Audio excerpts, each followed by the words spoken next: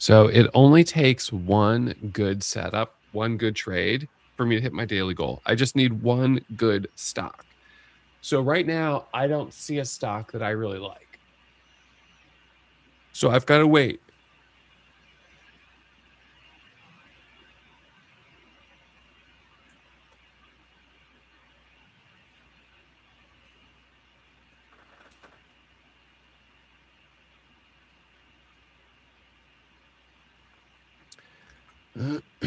ARBB, 7:01 a.m. popping up. So the float is right. The price is right. I don't see news on it. Not yet, anyways. It looks like it was already trading a little bit after hours and pre-market.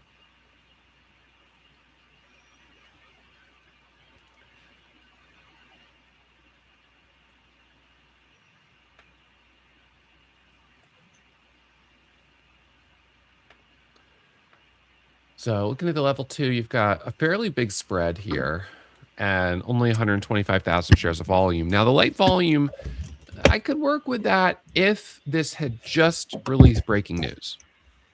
Because then it's like, all right, look, it's popping up right now. It's up 18%. I might be one of the first people that sees it. The scanners are tuned really well. They know what they're looking for. And, okay, this could work. But there's no news. So this could be a trap. And I don't want to fall into that trap. Not on Monday morning.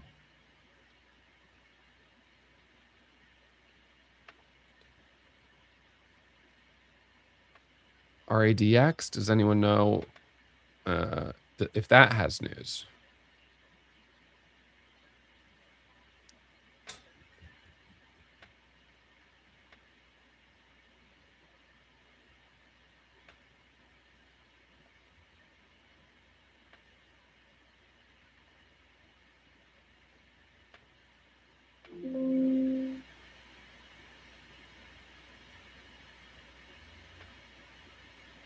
So I'll take a starter there on RADX. So now watching this over 9. So a little scalp. I bought the dip there. That was on the 10-second chart, a micro pullback. You could see that right there. Little micro pullback.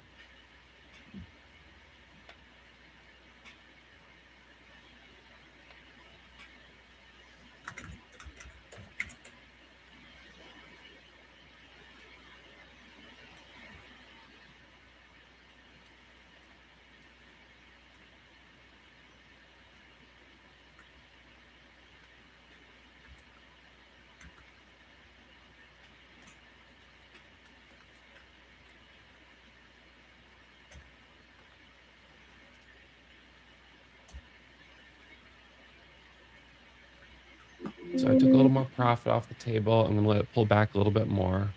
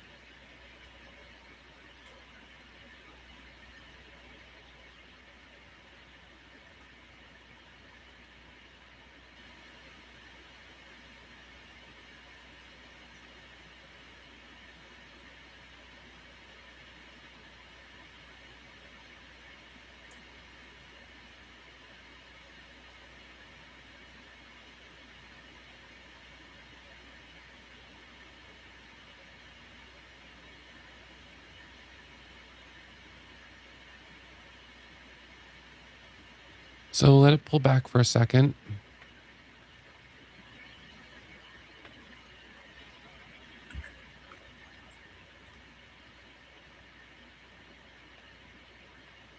Nice pop there.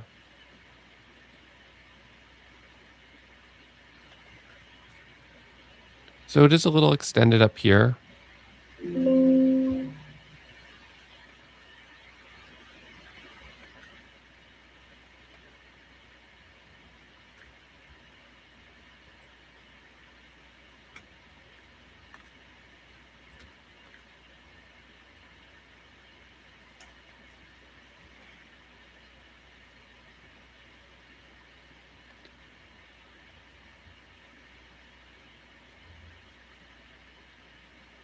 So we're up 123%.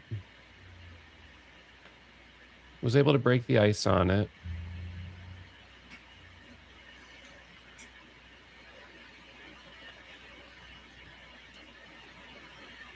A little challenge that it's getting a bit more expensive.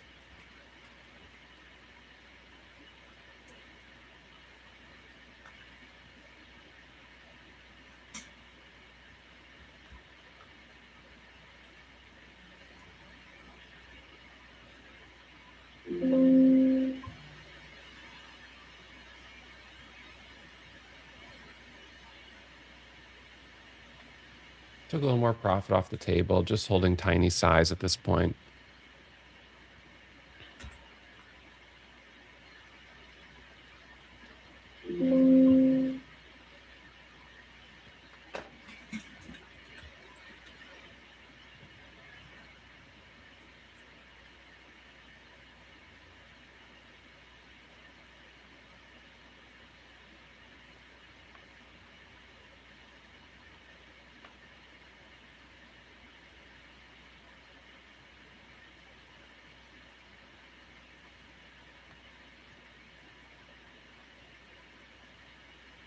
So letting it pull back, selling the rest for now, watching this area.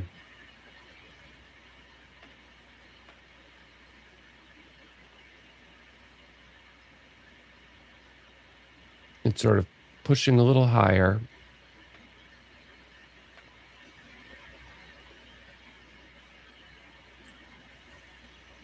We're waiting for that red candle, right?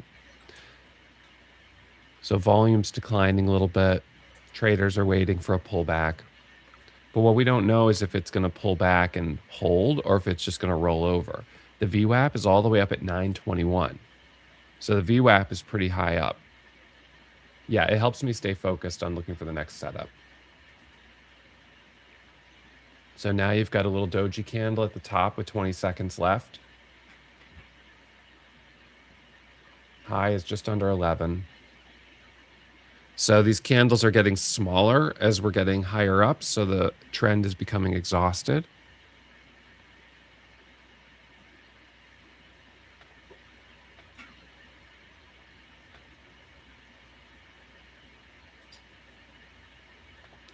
So now we're pulling back here.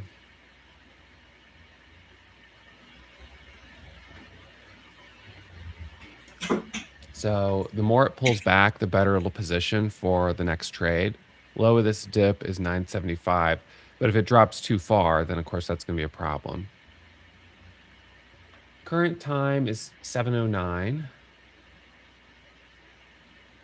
Another red candle there. We know the VWAP is right around 921.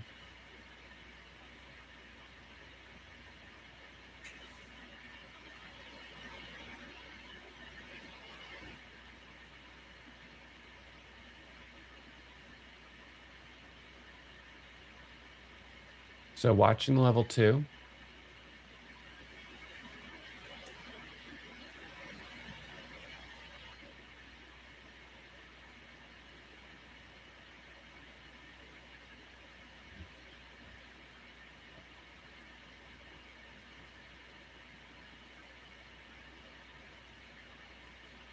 So pulled back, but very briefly.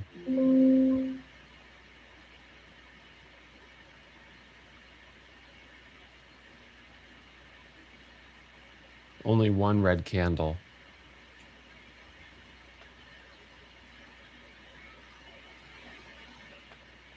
So I got a starter here. Now looking for the squeeze through 13. There's 14. So watching up here. So now added here 14. Looking for the squeeze up to $15 a share. Added right there. There's 15. So holding 4,000 shares. Watching this area. So dip 1440. Can we pop back up to 15?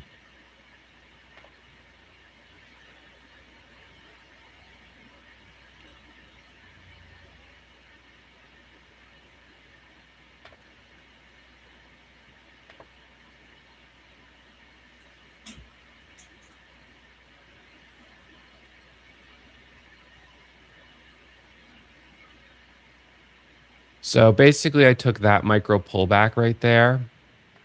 If you look at that, that was a micro pullback.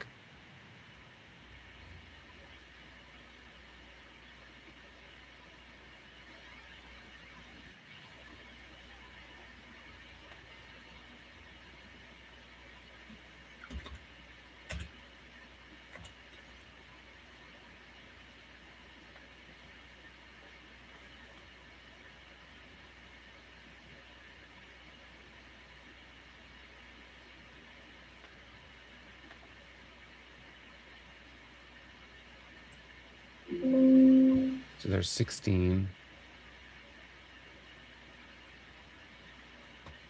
So now adding here for the squeeze to 17. So 17 coming up, there's 1750. Just doing little scalps in this area.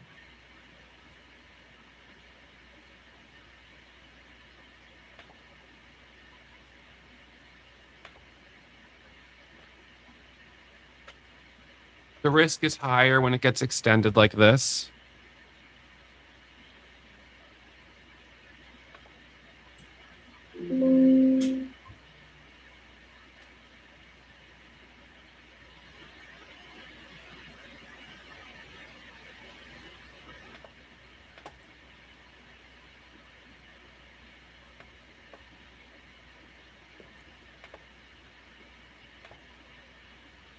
So, the high right now is 1753. So added here and now looking for 18. There's 19. So added here, now looking for 1950. Let's see how high this goes. So nice little scalp. Dip, 1850. So we've got a high up here around 19. Holding 3,000 shares. So watching this area.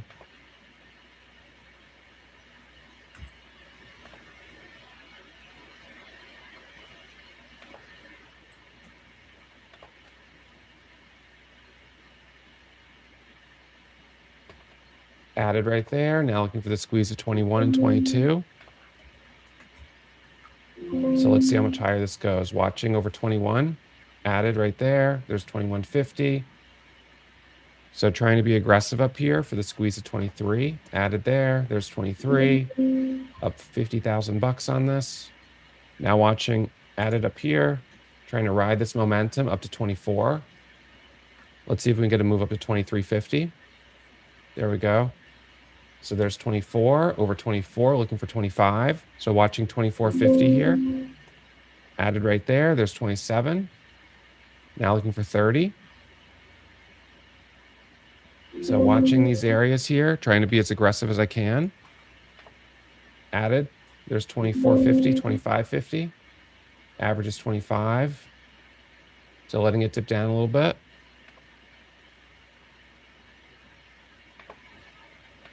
So now we're getting a pullback. That's parabolic momentum right there. I got aggressive in that area. Watching this first pullback. Added down here, 4,000 shares for the first bounce back up to 22.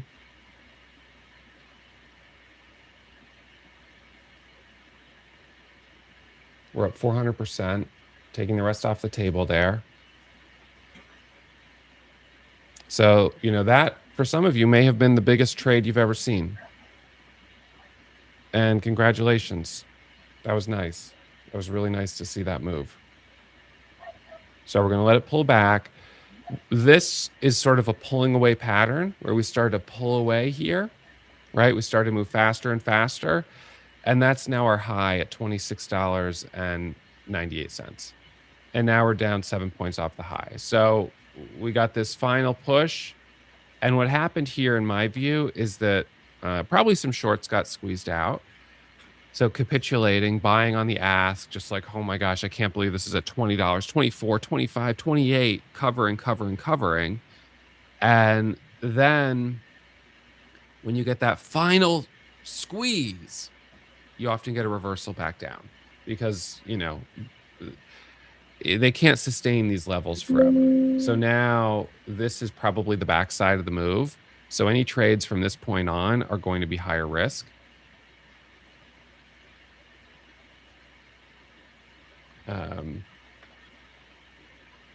So the low down there of this candle is 1923. So now that went a little bit lower.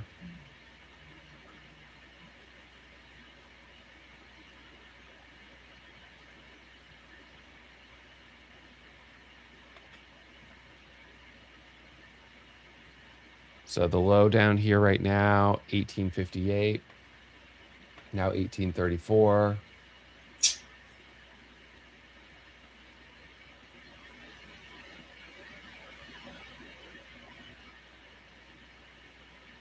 So does it break 18? Let's see if it breaks $18 a share.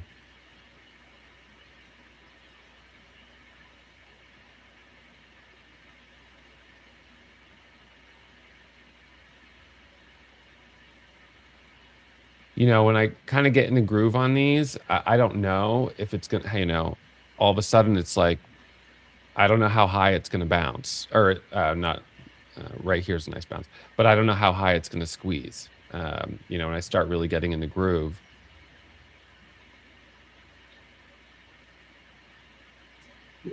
So that was a nice little bounce there.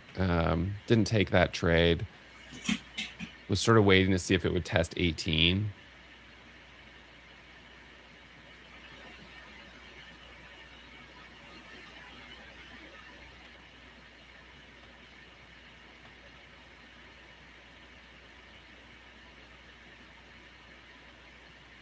So you're gonna grab a screenshot of this one for sure. The float's not even like super low on this one, which, you know, it's not like a sub 1 million share float.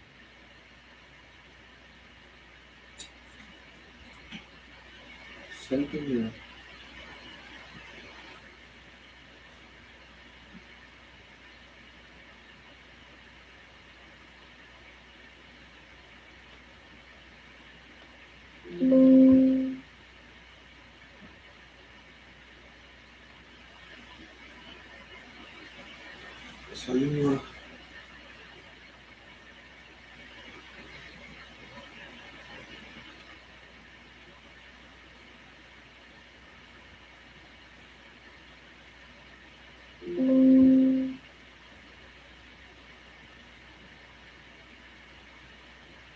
So, like I said, it only takes one. I can't believe it. I wasn't expecting that.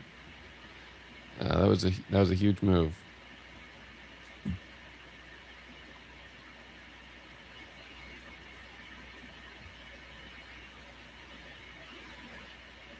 Relative volume 87,000 times above average.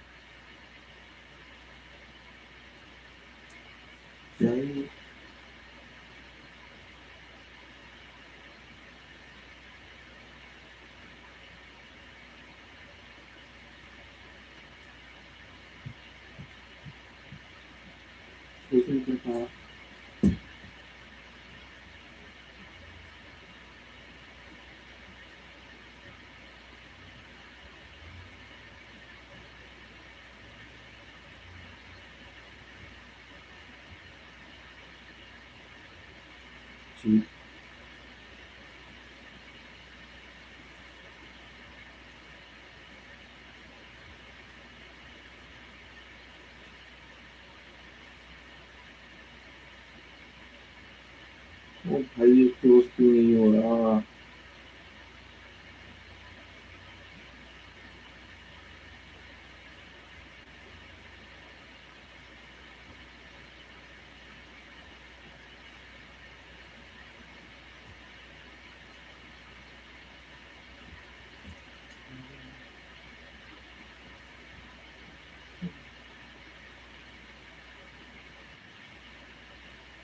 I mean, the thing is, in hindsight, I could be like, oh man, you know, I got in at like 10,000 shares or 7,000 shares down at $8.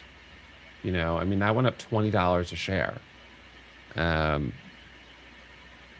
could have made 160 grand, you know, if I'd held the whole thing. But you never know. You never know how much they're going to go up. And so, you know, you get in and you get out and you pay yourself. That is the right move. I mean, some of these candles were pretty big. This popped up to 857, then it dropped back down to 669 or whatever. So, you buy and sell, you trade them, and then when they're done, you take your foot off the gas and look for the next one.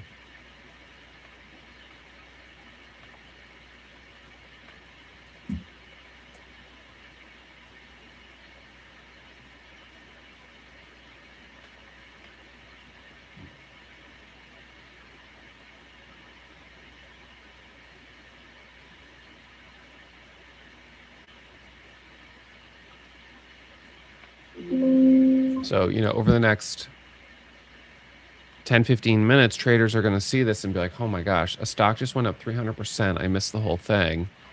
And they're going to try to trade it here. But now the MACD is negative, right? So now you're trading it on the backside of the move.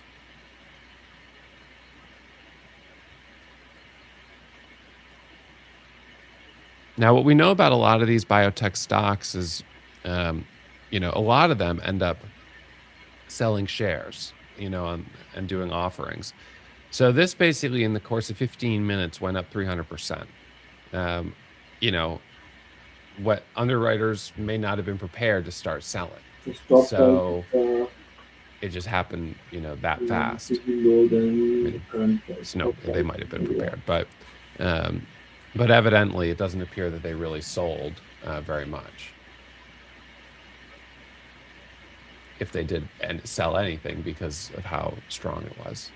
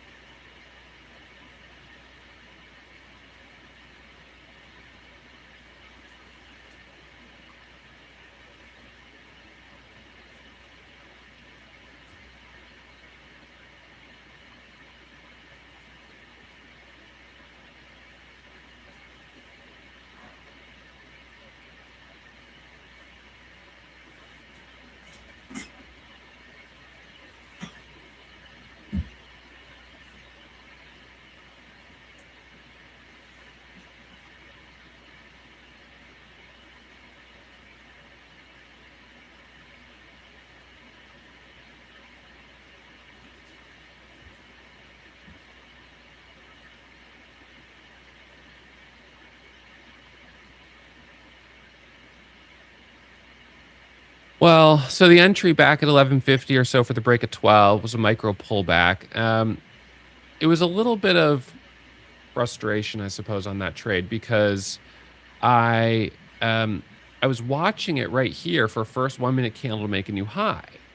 And I was like, okay, I'm waiting. And then it rips all the way to 1150. And I was like, gosh darn it. So then on the micro pullback, I was like, all right, I'm just going to take the micro pullback. This thing is clearly strong. And so that's why I got in there. I was watching for that first pullback, right here. And so I was like, okay, good. First candle pulling back. But this candle was red, but it we didn't really have a good pullback pattern yet. So I was just sort of like waiting, and then all of a sudden it's surging higher. So that's where I thought, all right, I'm just going to jump in up here because if I keep waiting, I'm going to miss this whole thing. So this being as strong as it was forced me to be a little bit more aggressive.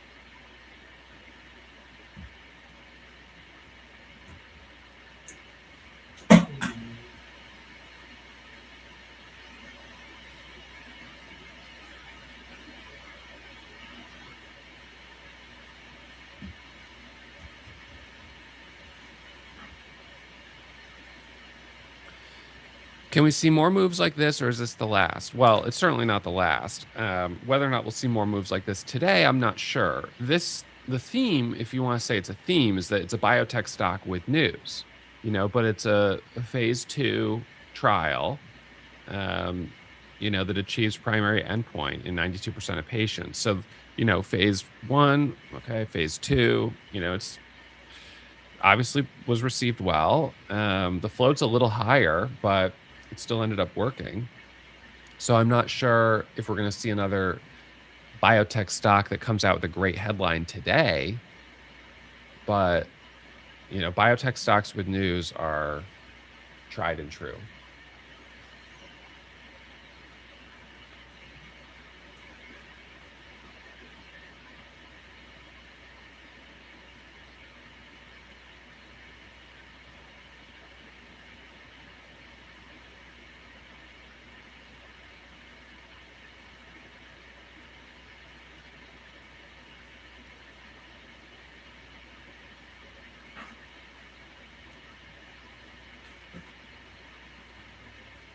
Market को पूरा scene मतलब नहीं करने जाते थे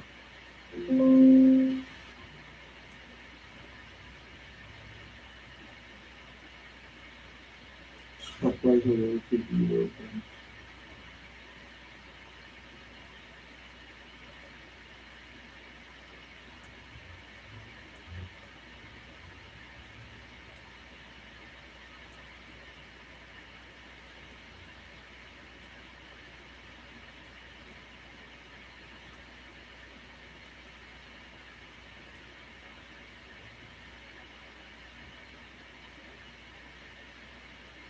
clock price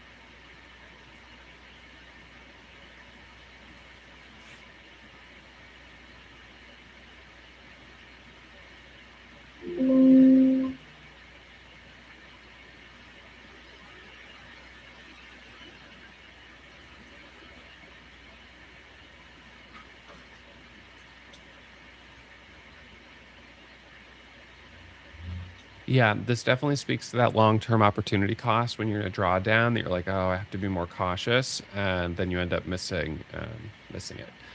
Yeah, this will get added to the live trading archives.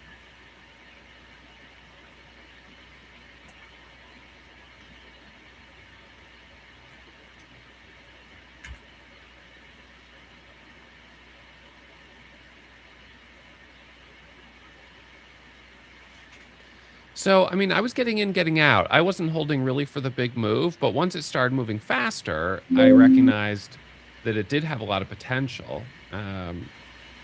Just based on the daily chart, the sort of blue sky setup essentially over, certain levels, higher volume, high relative volume. We had news, leading gainer.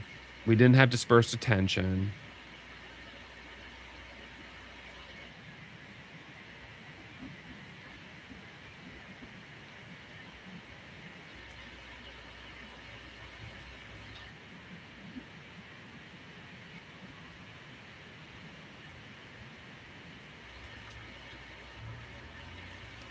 Yeah, I'm gonna do my recap and then Q&A today, same as last week.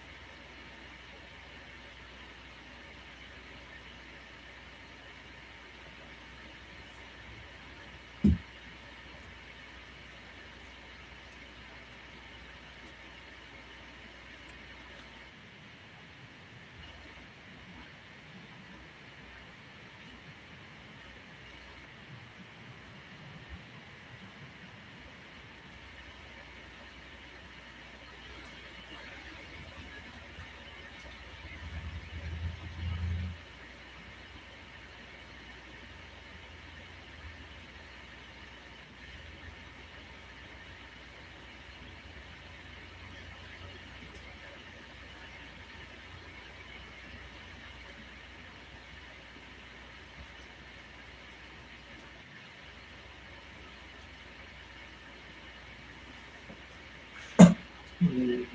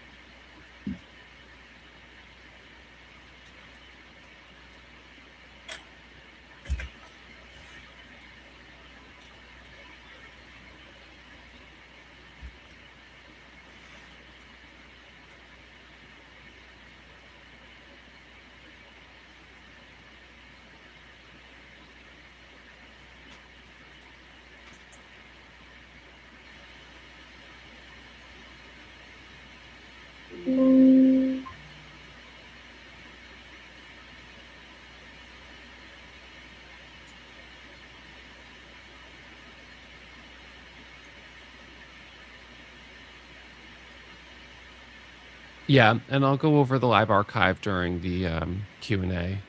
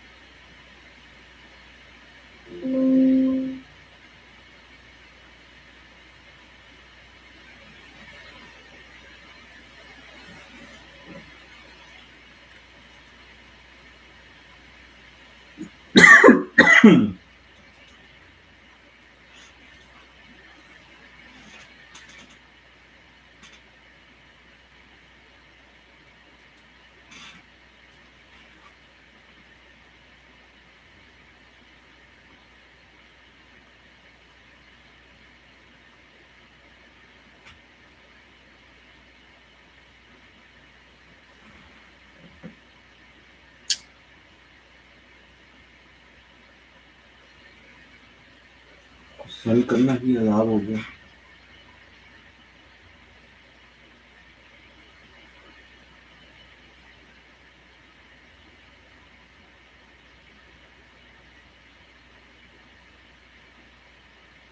Well, I don't personally filter the tape. It doesn't mean you can't, but I don't personally.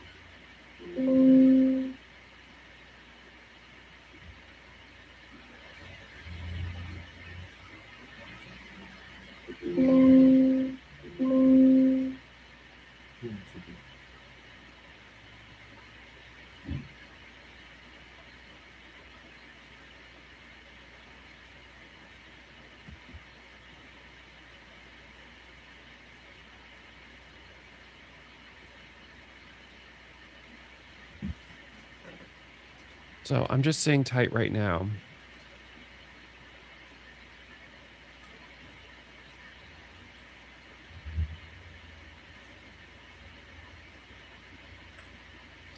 Well, I mean, there are times where I'll take a trade on a stock, I kind of misjudge it, I lose, and then it ends up going higher, and that's definitely frustrating. Um, I mean that's kind of um, part of the struggle, I suppose.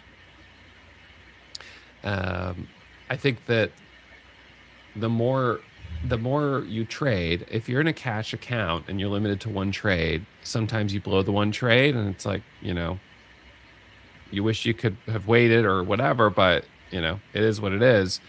That's the struggle with a cash account. If you're not in a cash account and you're doing the one trade a day, then it's like, okay, my one trade today wasn't, as good as it could have been, but I'm going to keep practicing in simulator. I'm going to keep working on gaining more experience. My first trade on it was $8,000 winner. So I only broke the ice with a relatively small winner. The second trade was another 7 or 8,000, so it got me up to 15. The third trade was 10,000, got me up to 25, and then I started to move pretty quickly. But those first few trades were a little slower, which is one of the reasons it's nice to get to the point of trading where you can take multiple trades, and you could start to be a little bit more aggressive when something is working. But that's not phase one. You've got to pay your dues first and prove that you could be consistent, just with one trade a day before you start getting fancy and doing multiple trades. No, I'm waiting for our attorney to give us an update on the status of the PDT rule change. So right now we're waiting for FINRA to submit an application for the rule change to the SEC.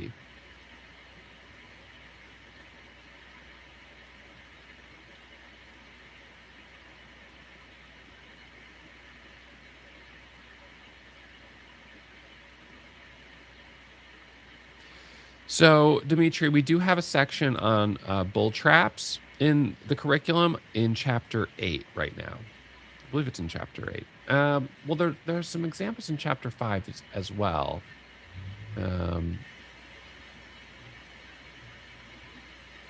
Maybe more. There might be more examples in chapter 5 right now, actually.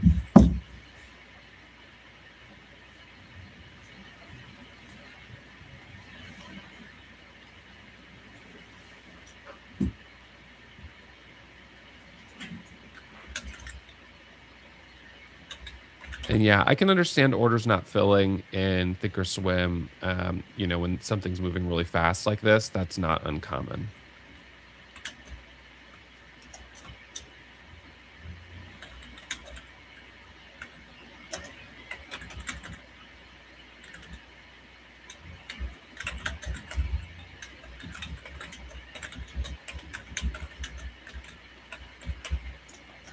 I do 10 cents below the bid.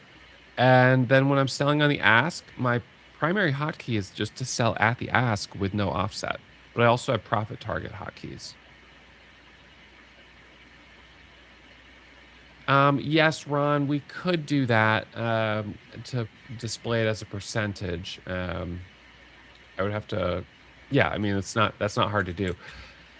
But we're doing a little research on seeing if we can get some other data sources in there as well.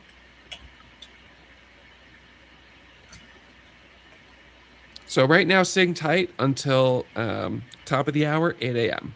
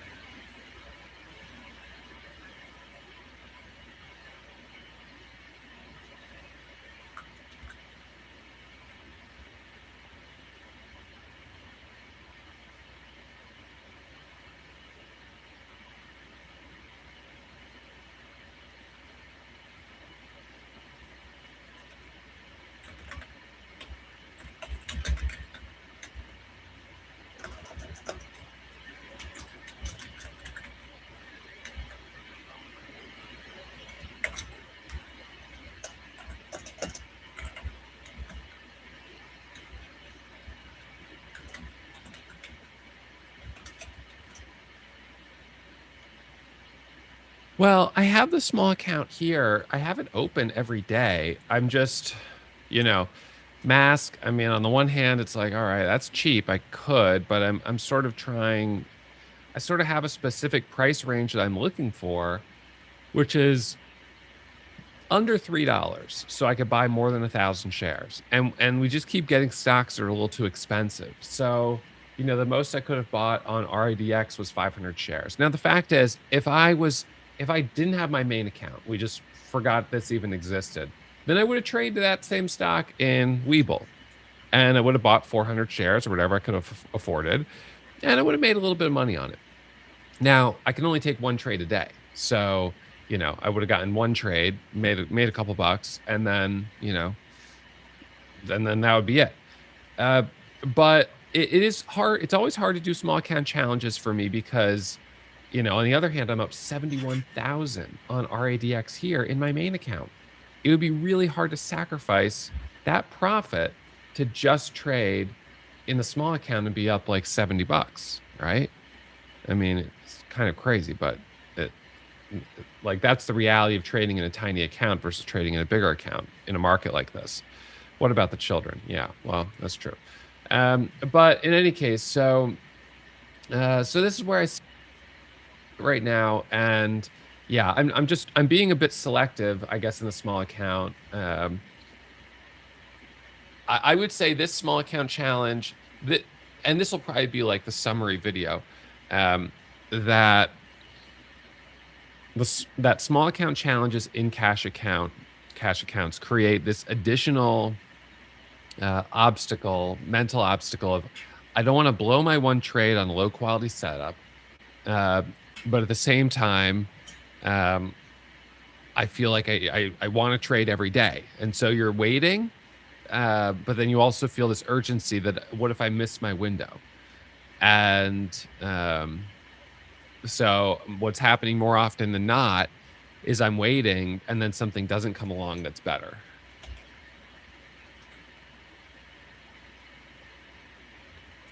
So then I end up missing the day. And this would all be a heck of a lot easier if I was trading with CMEG or with Ocean, and I could just take as many trades as I want.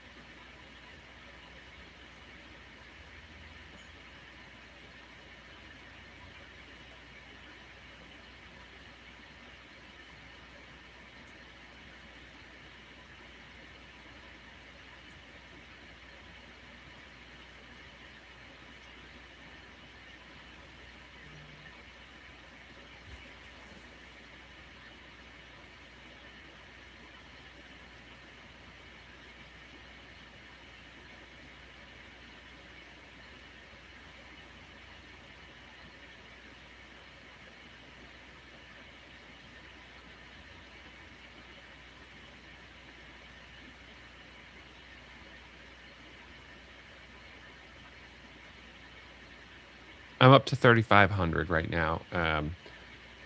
So let's see, account value 3,500.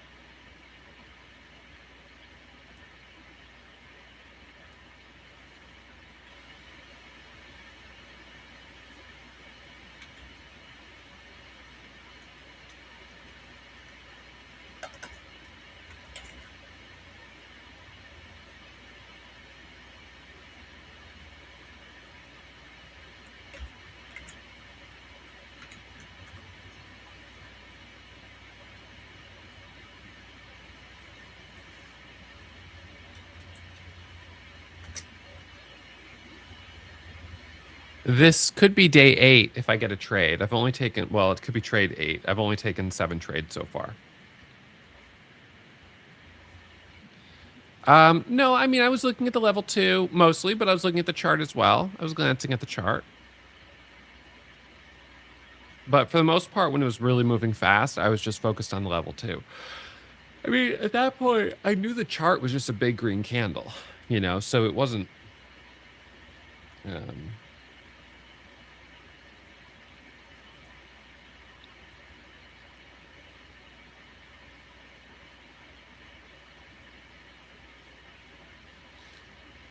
it wasn't like the chart was going to give me any big insights at that point.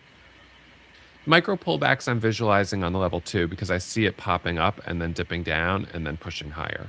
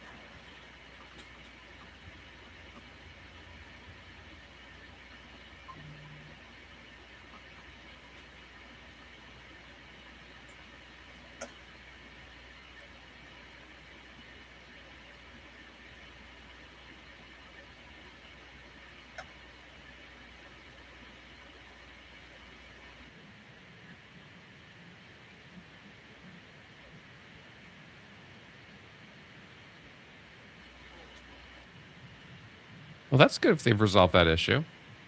I know a lot of people were annoyed by it.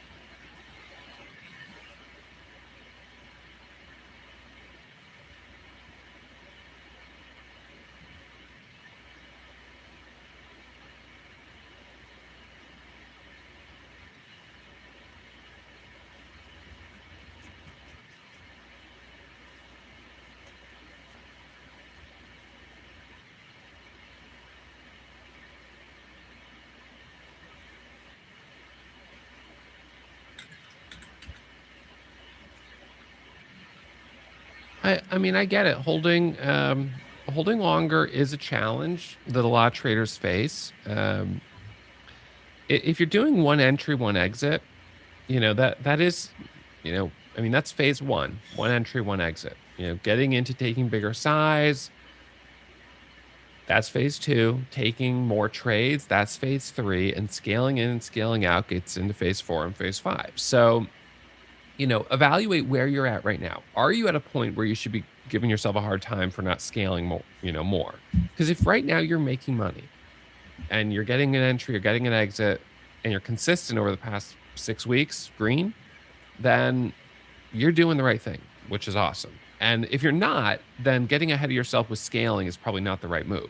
You want to get your entries and exits dialed down. And I know exits is part of scaling, I suppose, but certainly getting your entries dialed down so you can be one entry, one exit, and still do well. For me, the scaling out of selling half, selling half, selling half, part of that is based on the necessity that when you start taking 20,000 shares or 30,000 shares, not that I was doing that on this one today, but if I had, you really want to scale out in pieces. You don't want to market order the whole thing. You'll hit the bid, and that's not good. You'll get slippage.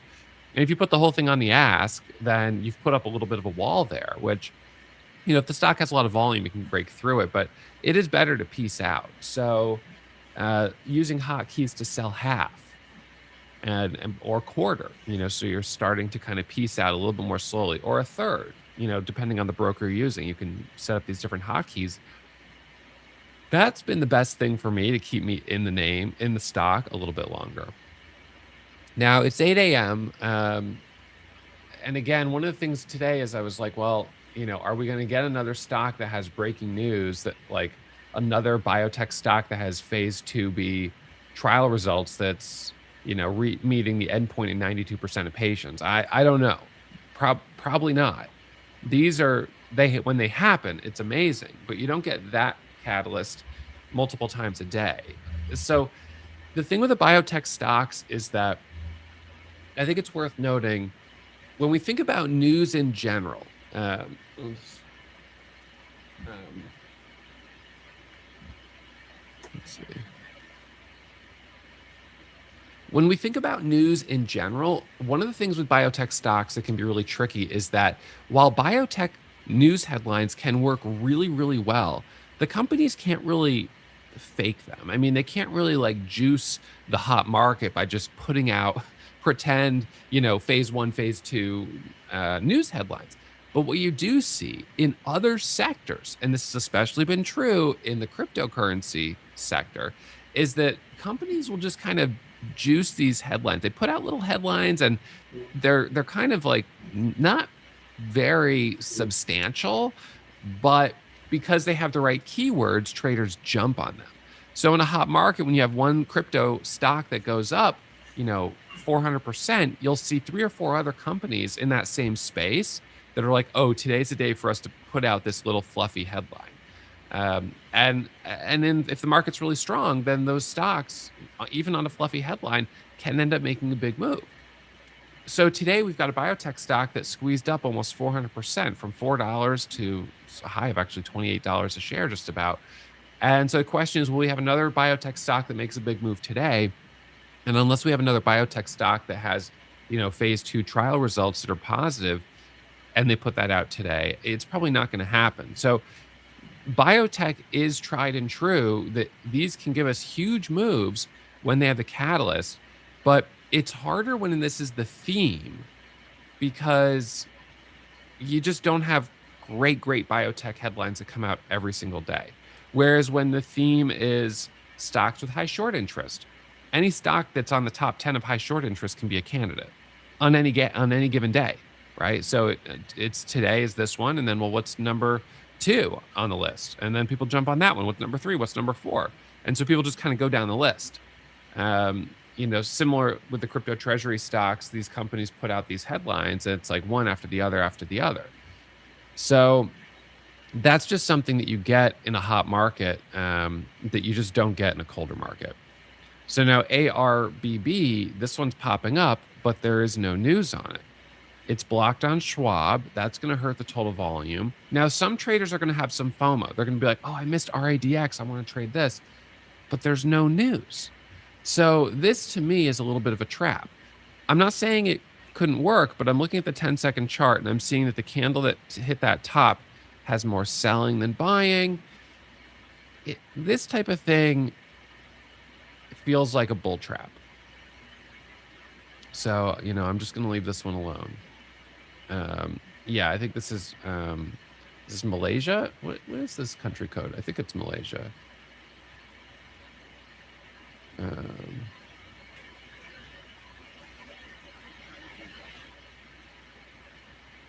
So yeah, Malaysia.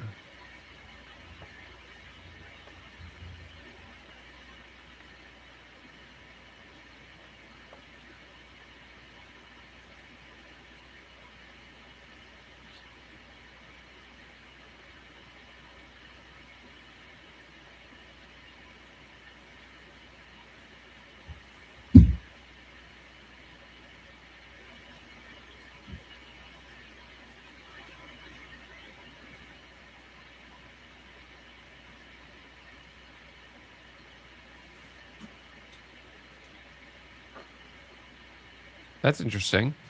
And I didn't know that there.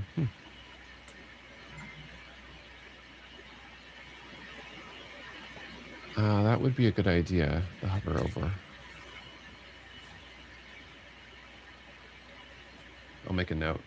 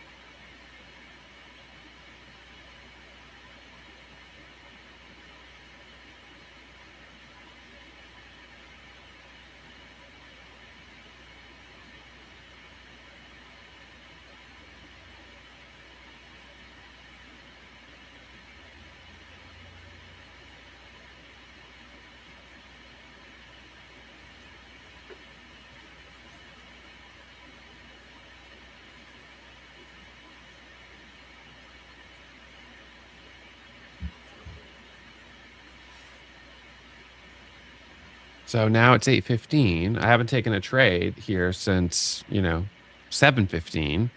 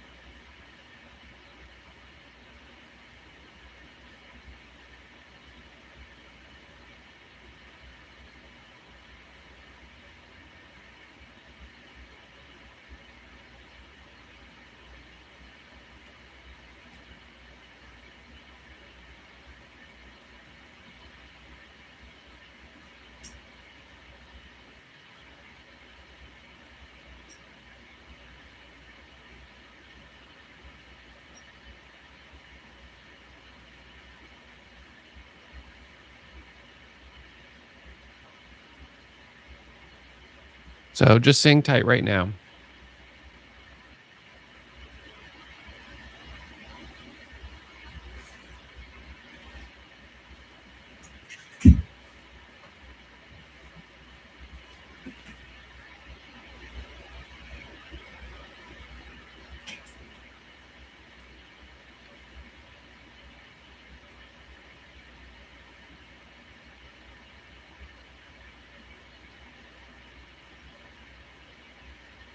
So historically, the first trading day of the new year, I mean, I always try to just, take it a little slow and break the ice and get it green before I do anything crazy, right? Um, I think that's the smart way to do it. And so that's been my approach. And I'm going to keep that for this year.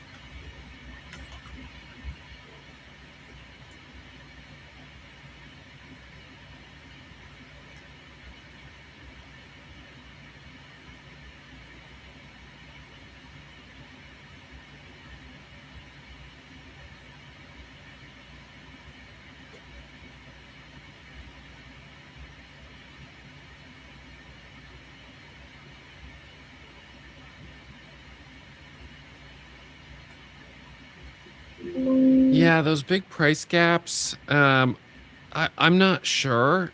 Um, but the thing is, I don't know.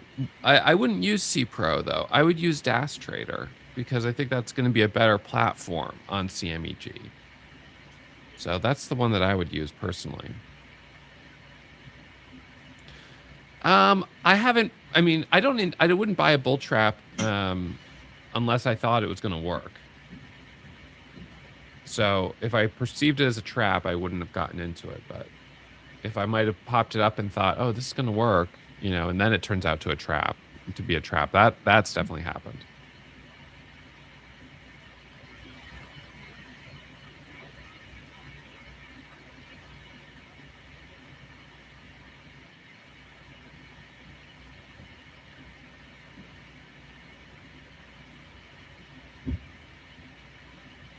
So yeah, I don't know about this one.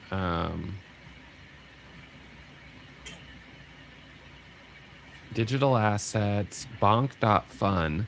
A little hard to take that seriously.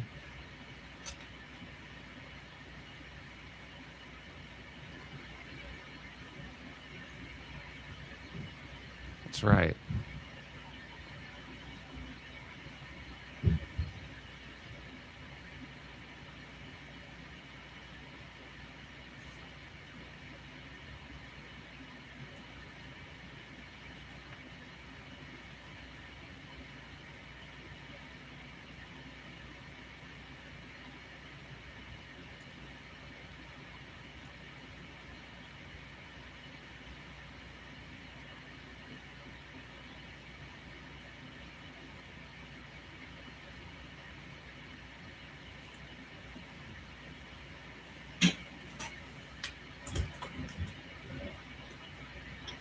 Okay.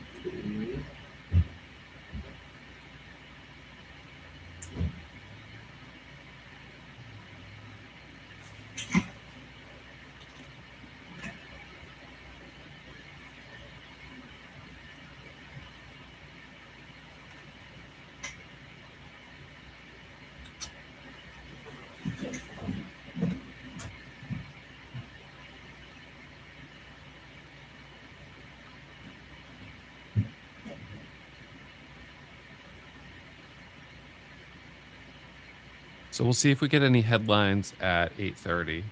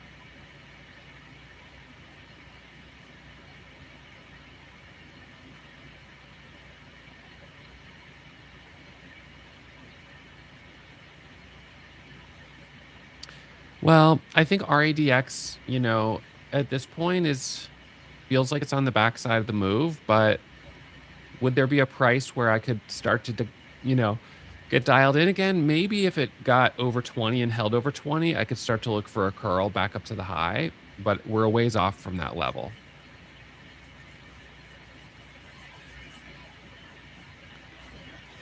You can switch from market order to limit on the sim, and then you can set your limit price.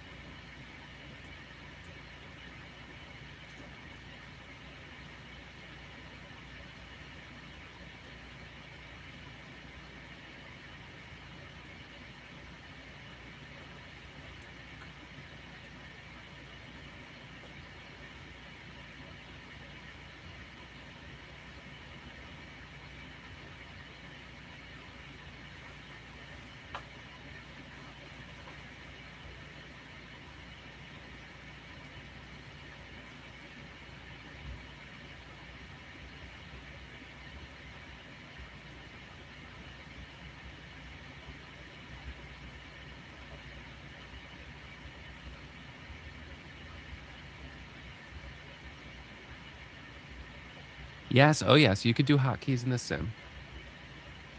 Sell stop orders have not been allowed during pre-market session ever. It's true that pre-market now has more volume than it's historically had, so there's more liquidity, but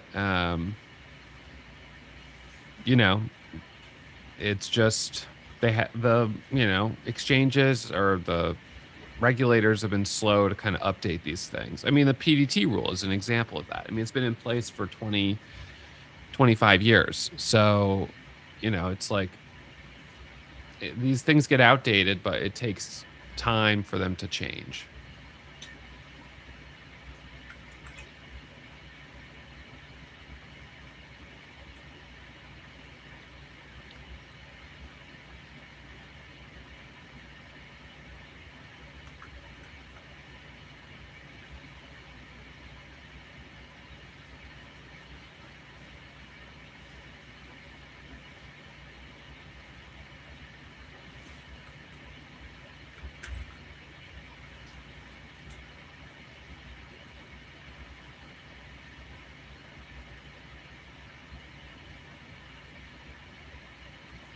T7 multiplier.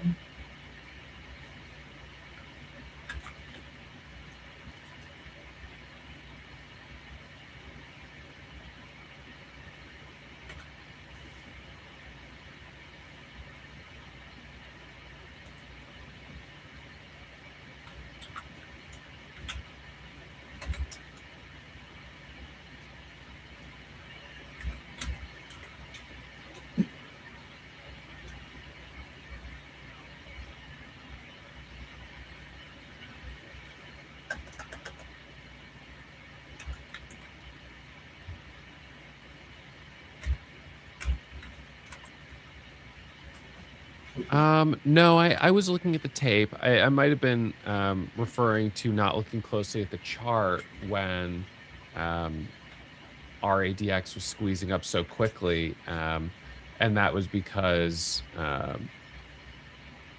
basically the chart was just going to show a giant green candle. I mean, that was all the chart was going to show because that thing was moving so quickly.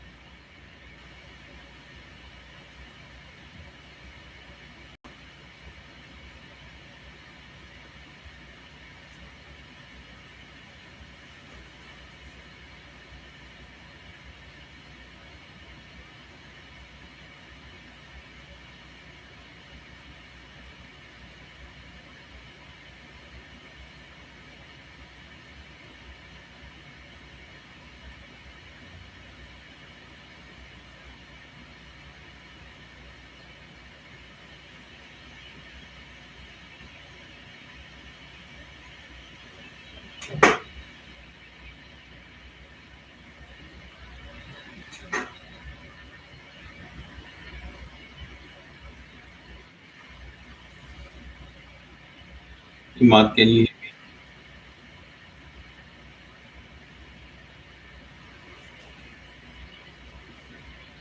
Still sitting tight.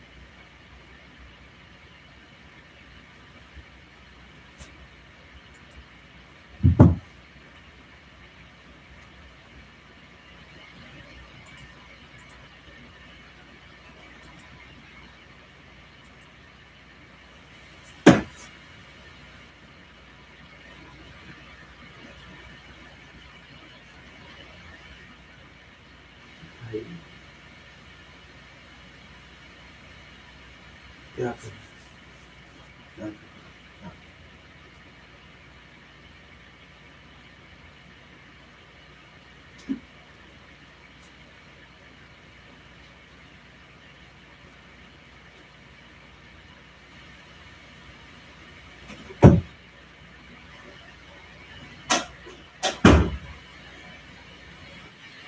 So IMG is on short sale restriction, so it's going to make it harder for shorts to take positions on it.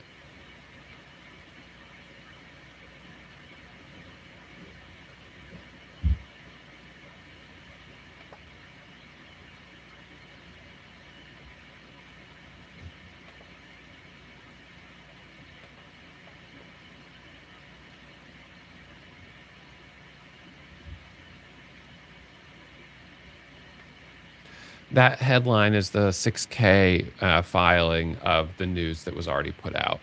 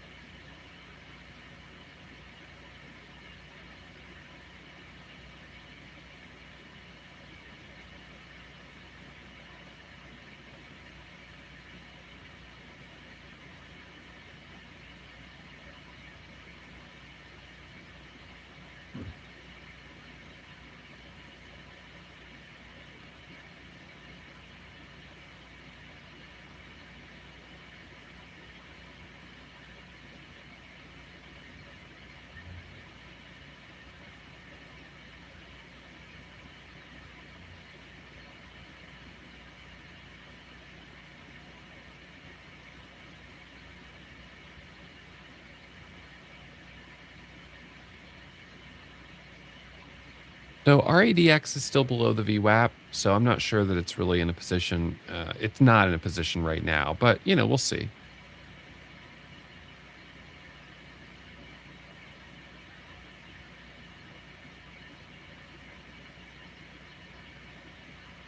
Yeah, I mean, I was buying, selling on RADX. That's very common. Adding at the half dollar, taking profit at the next whole dollar, adding at the whole dollar, taking profit at the next one. Because it started going in sort of like whole dollar jumps from 22, 23, 24, 25. So I would add quick at 25, then take profit at 26. Then if it held, add back at 26, take profit at 27, and just kind of kept trading that range. Total shares traded 183,000, 90 tickets, added liquidity on about 52,000 shares. So that's 90,000 buying and selling. I did use all my buying power on it. I couldn't have added more shares if I'd wanted to. When it's up at $25 a share, 300, $400,000. Let's see, what's my balance in the account right now? So I came in today with 380,000 in the account. So, I was hitting max buying power on a number of the trades. I had some trades where I didn't get filled as well.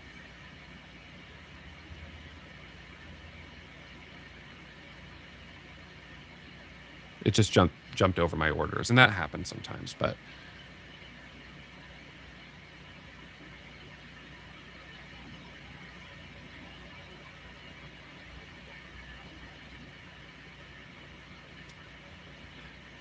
well, no, I couldn't do 90,000 shares in one order. That's total. That's all the trades combined. So I wouldn't have been able, I mean, at the current price right now, I could buy like 25,000 shares, I guess, right, at the current price.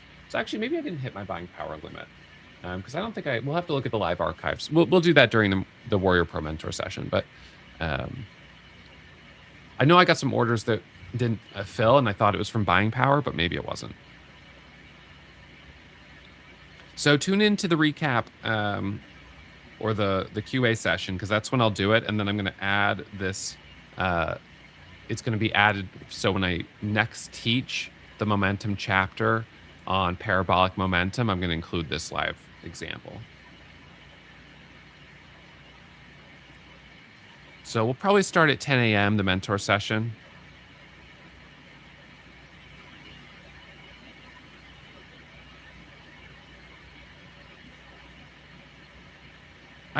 No, it doesn't limit anything. It's chapter 8 and intraday parabolic momentum. I can't remember what section of chapter 8 it is, but it's in chapter 8.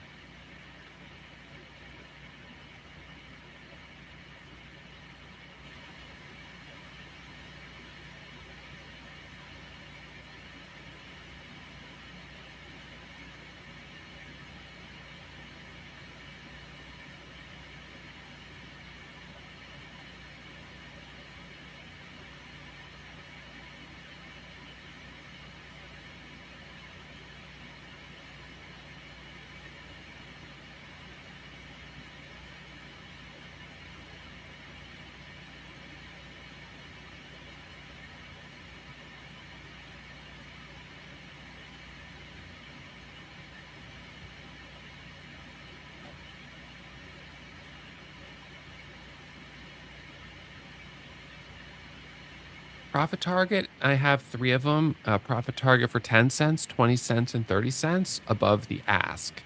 So I could right now, if I bought this, I could put a profit target for that amount, and it's going to go above the ask. So if it squeezes up, then my order will get filled. But I don't really use it a ton. I do periodically, but not a ton.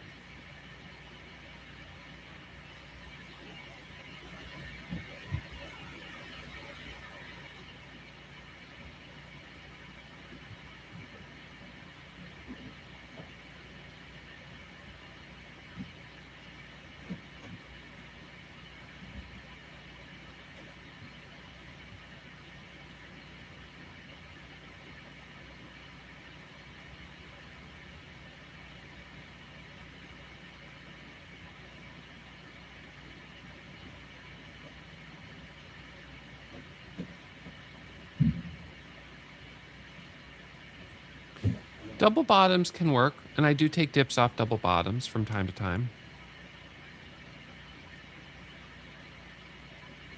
So we've got about 13 minutes here to the top of the hour.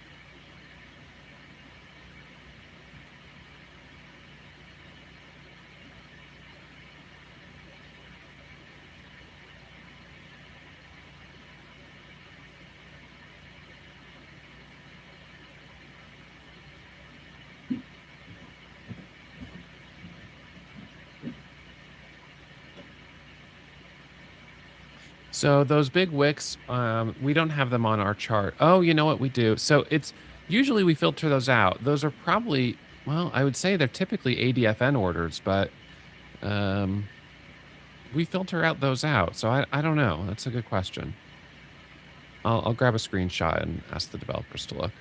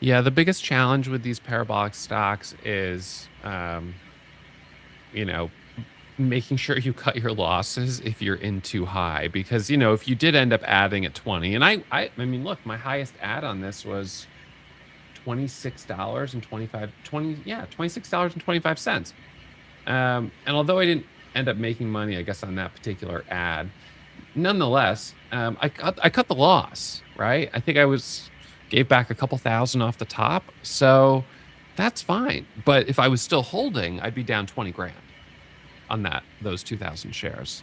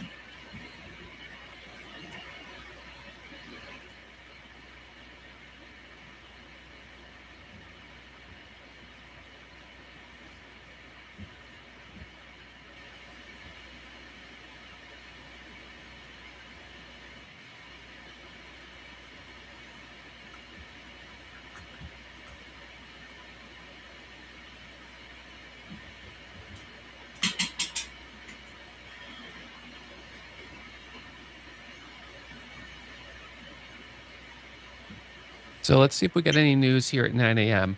If we don't, then it'll probably be the case that we just had a crazy big move at 7, and then nothing else had really solid news. And again, like I was saying before, because that move was not a theme that's easy to replicate on another stock. It was very specific to the breaking news. We just have to kind of be patient.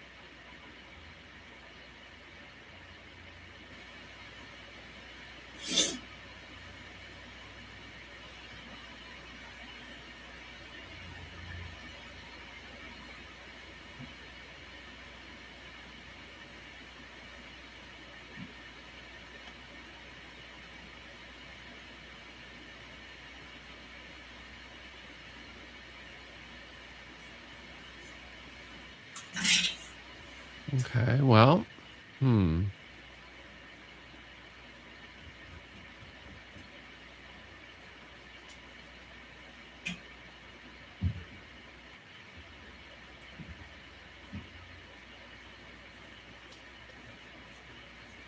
ahorita estamos curiosos. So trade 0.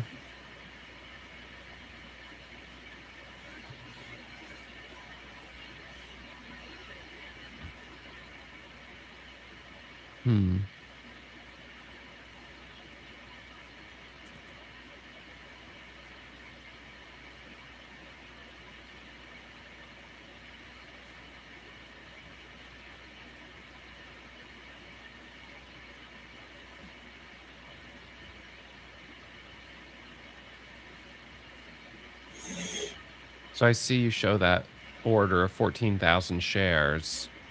That's 14,200 shares, Linda, at $2.37. It looks like the price was coming back down at the time. Orders on a time and sales show smaller orders going through.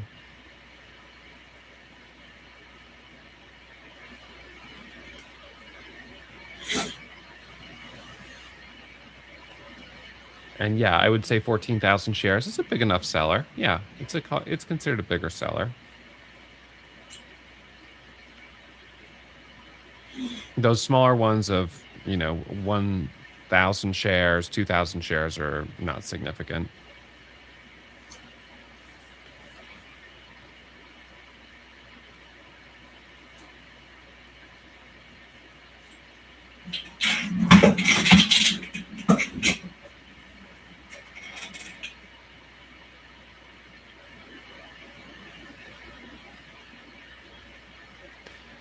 Not all orders appear on the order book.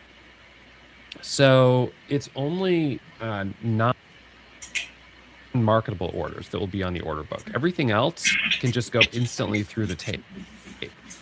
So I'll just switch over to my other account just for a second. So like IMG, just for example, if I put an order down here at 50, my order's going to be on the book, right? So it'll be down there at $1.50. It's a ways away. But if I place an order right here at $1.85, my order is going to go through instantly. It never goes on the book. It only goes through on the level 2.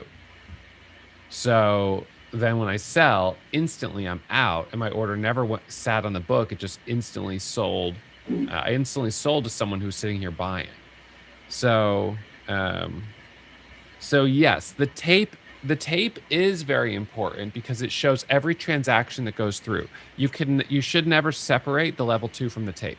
The level 2 without the tape is not useful. The tape without the level 2 can be useful, but I like the level 2 as well, because what if we come up to 190 and we see a 200,000 share seller? Then we can predict that buying is going to stop on the tape because the seller is so big. People are going to see it and say, no, I shouldn't buy here. In fact, more selling might come through. So we can kind of predict a little bit what's going to happen with the price by seeing the presence of really big buy orders or really big sell orders. So I use them both. And yes, level 2 can be faked a little bit. You can have people that put out big orders and cancel them. This is all true, but generally speaking, even in spite of that, for my strategy, I find it really helpful and critical to see and read what's happening on the level 2.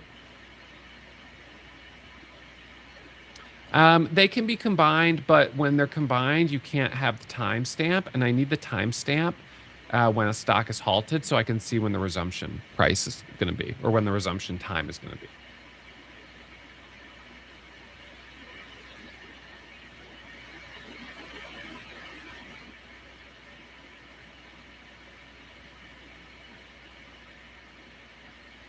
So it's 9:06 right now.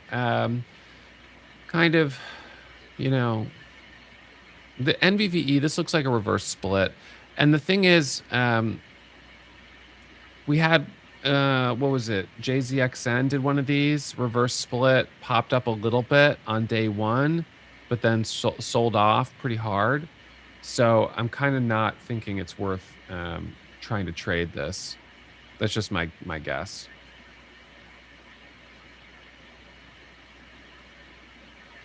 Yes, and sometimes if I see that big sell order, but it goes 10, 9, 8, 7, 6, 5, 4, 3, 2, 1, then I am a buyer.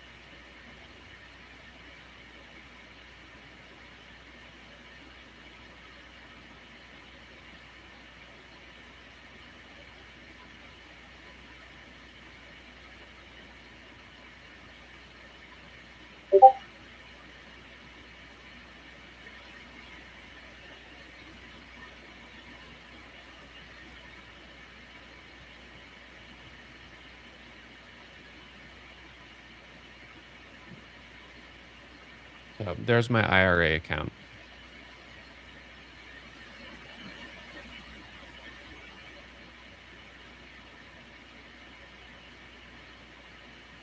So I was just switching to my main account just to take a trade in IMG just to show you the example of what happened. But I did trade RADX earlier.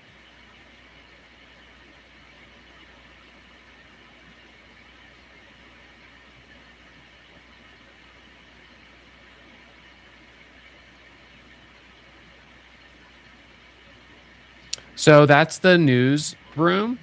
So when you open the newsroom, if you go here, let's see. Oh, it's weird. I don't know what my issue here is, but you go to the, oh, it's down here under tools. Sorry. So this is the stream. You can close that stream if you don't want it.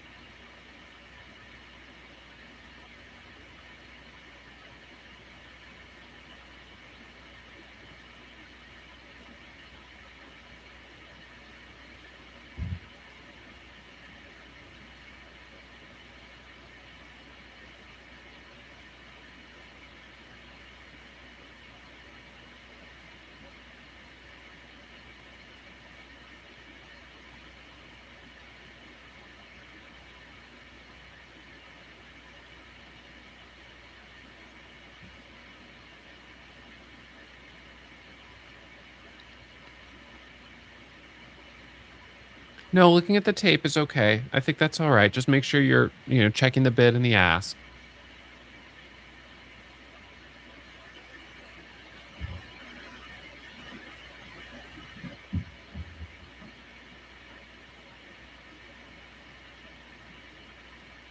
So that's the reversal scanner that shows that consecutive candles. I don't use that for momentum, but I will use it for reversal trading.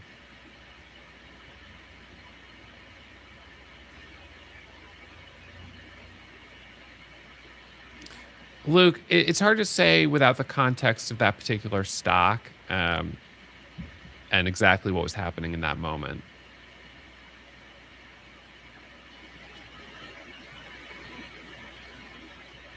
The reversal scanner has a filter in there looking for consecutive green candles or consecutive red candles. So like after 10 consecutive candles, you start to look for a reversal.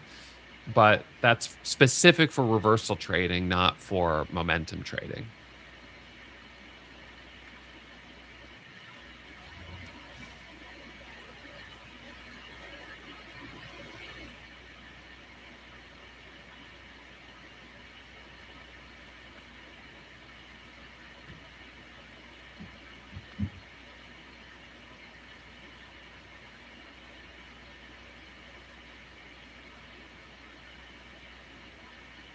So when you start to feel that emotional hijack after giving back profit, and you start to feel like you need to make it back, you're like, oh, okay, I gave back 25%. I was up 1,000, now I'm up only 750.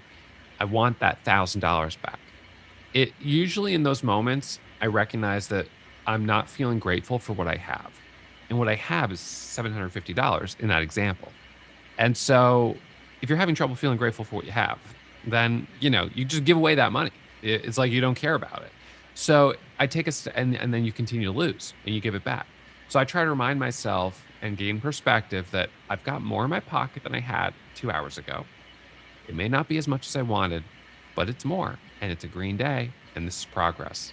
Lock it up, come back. Let's do it again tomorrow. And tomorrow I'll try to do a little bit better.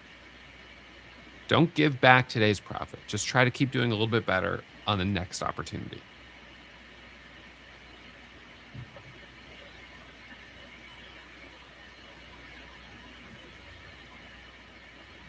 I have to tell myself that though, like, many days. Today, I'm fortunate that I'm sitting at my high of day right now. I gave back 2 grand off the top, one went down to 69,000, and then I did a dip trade and got back up to 71. And then that was my last trade. I missed a couple dip trades on RADX. It bounced off 18, but I felt like I would be kind of trading the backside of the move, and it maybe wasn't worth taking that risk. And I think that was the right move. So So I ended up, not trading that, and that was fine.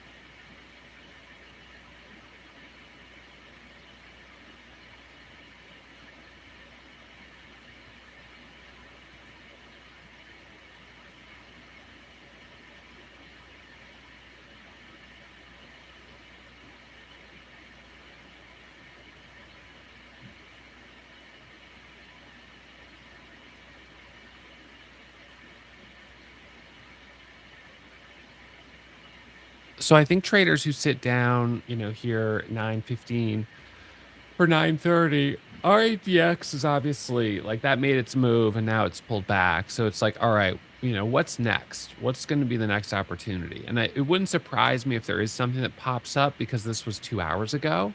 So, what is going to be the obvious stock, as the day goes on?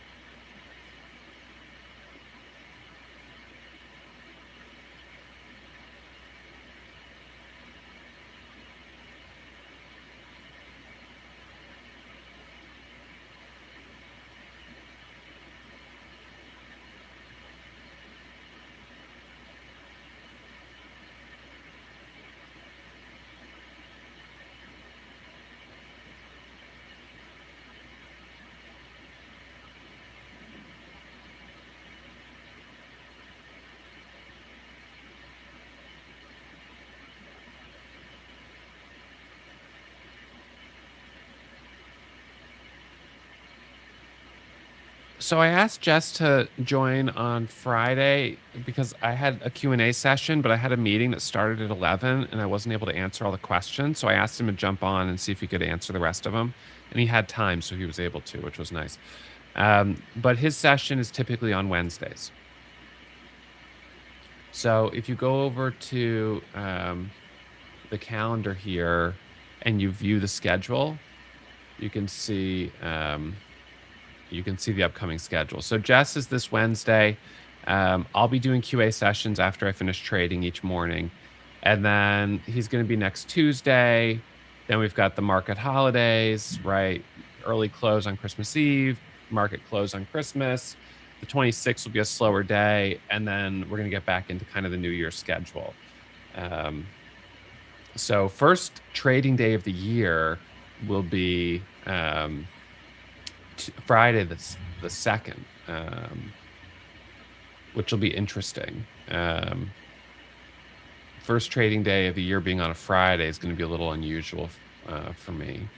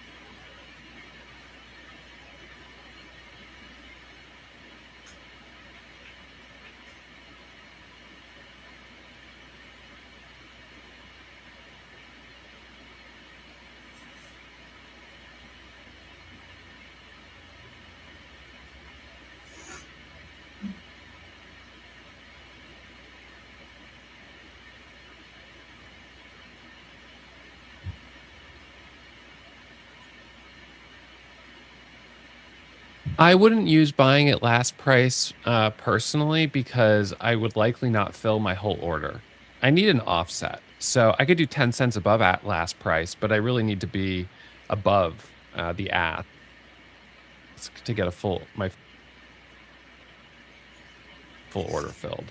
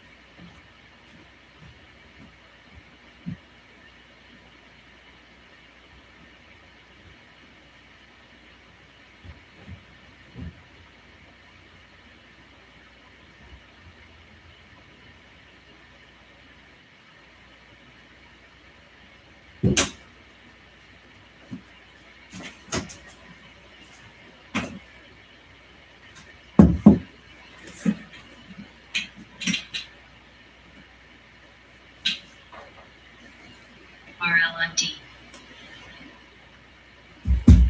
Maya. So I do have a class on counter trend trading and shorting, but I don't have a class that focuses on swing trading small caps. It's not really been something that I think is particularly easy to do because they can be so volatile. I mean, you can just overnight, 2-hour private Discord. it could be a problem. Then use the link that we have in the description just under this video, guys. And also, I would like to ask you all kindly to hit the like button, subscribe to the channel if you haven't done that already. And again, I'll see you guys out there. Thank you.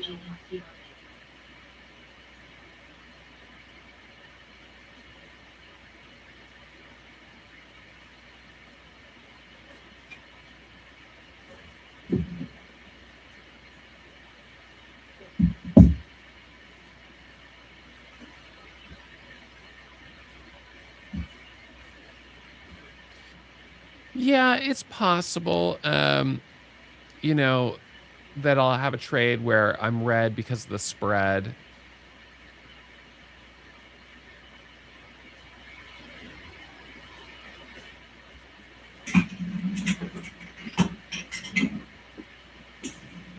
Meeting है क्या? Meeting है आया है। I don't have a meeting till later in the afternoon.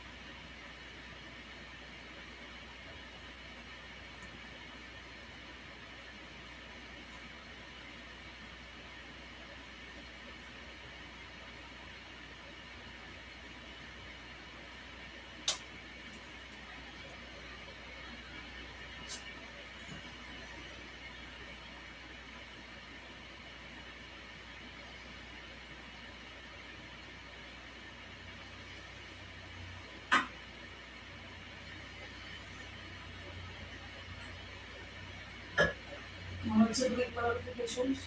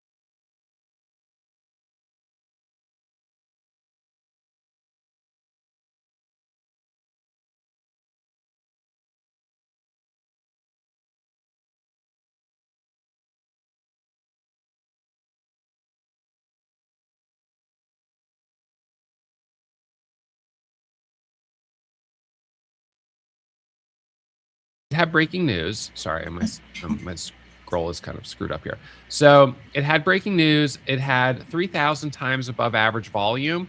And so I was like immediately thinking, all right, this is definitely something that I want to take seriously. Now, whether it was on the running up scanner earlier than that, let's just double check. So RADX hit the running up scanner at $7.30. It hit this one actually first. Actually, and it hit it all the way. The very first alert was at $6.70 on RADX there.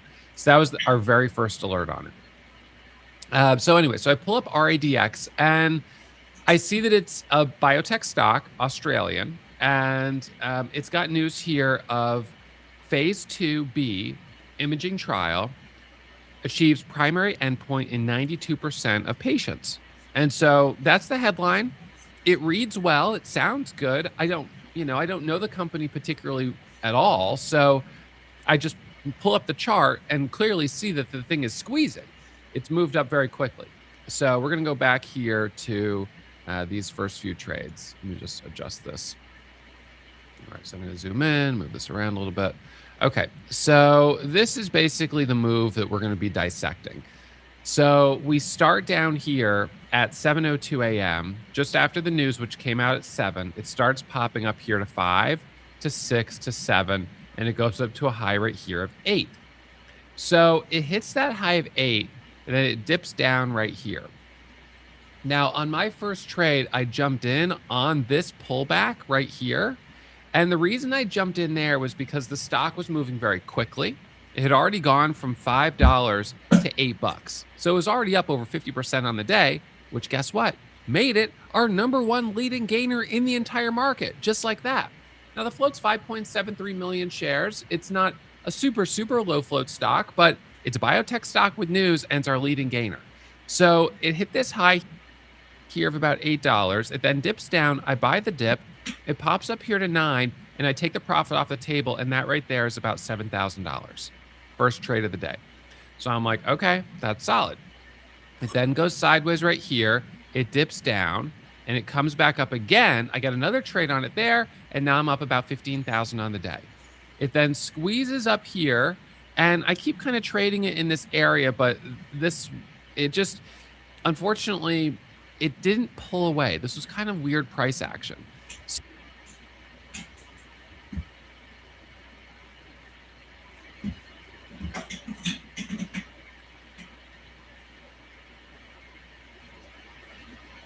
So I was up 15 green candles. We didn't really get a pullback until finally right here, we got our first red candle.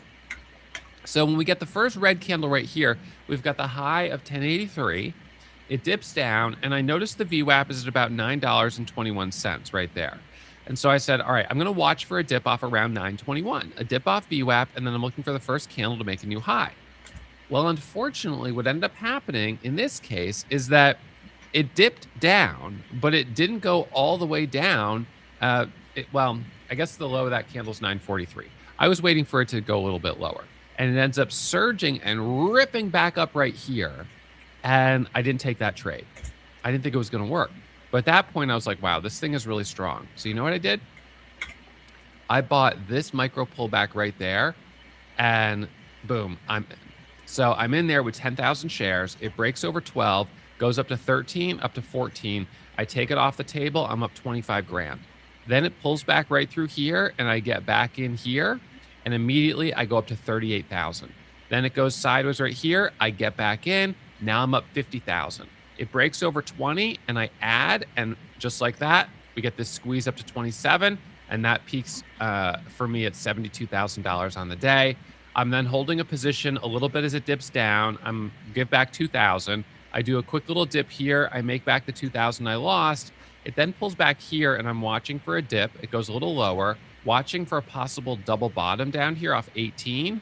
It ends up bouncing. I don't get the double bottom. It comes back down, and then it just kind of goes lower. And I'm like, well, at this point, I think we're on the backside of the move, right? I mean, you could see now fairly clearly that that was correct, that sort of was the very top. So I think what this kind of shows is that, we had that initial pop and then kind of pushing higher. And when we finally got that red candle, I was worried, is this thing just going to unwind and give it all back? I mean, this by itself is already a 100% move. It's a pretty big move.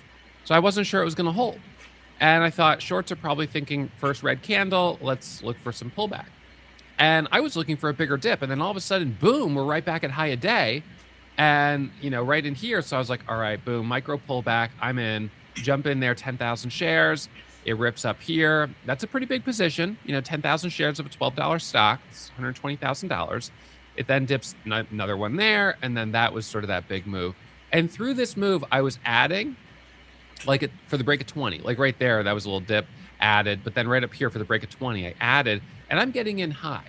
So the biggest risk with trading these types of stocks up in these levels is that if it goes the wrong way, you got to get out. You don't keep holding.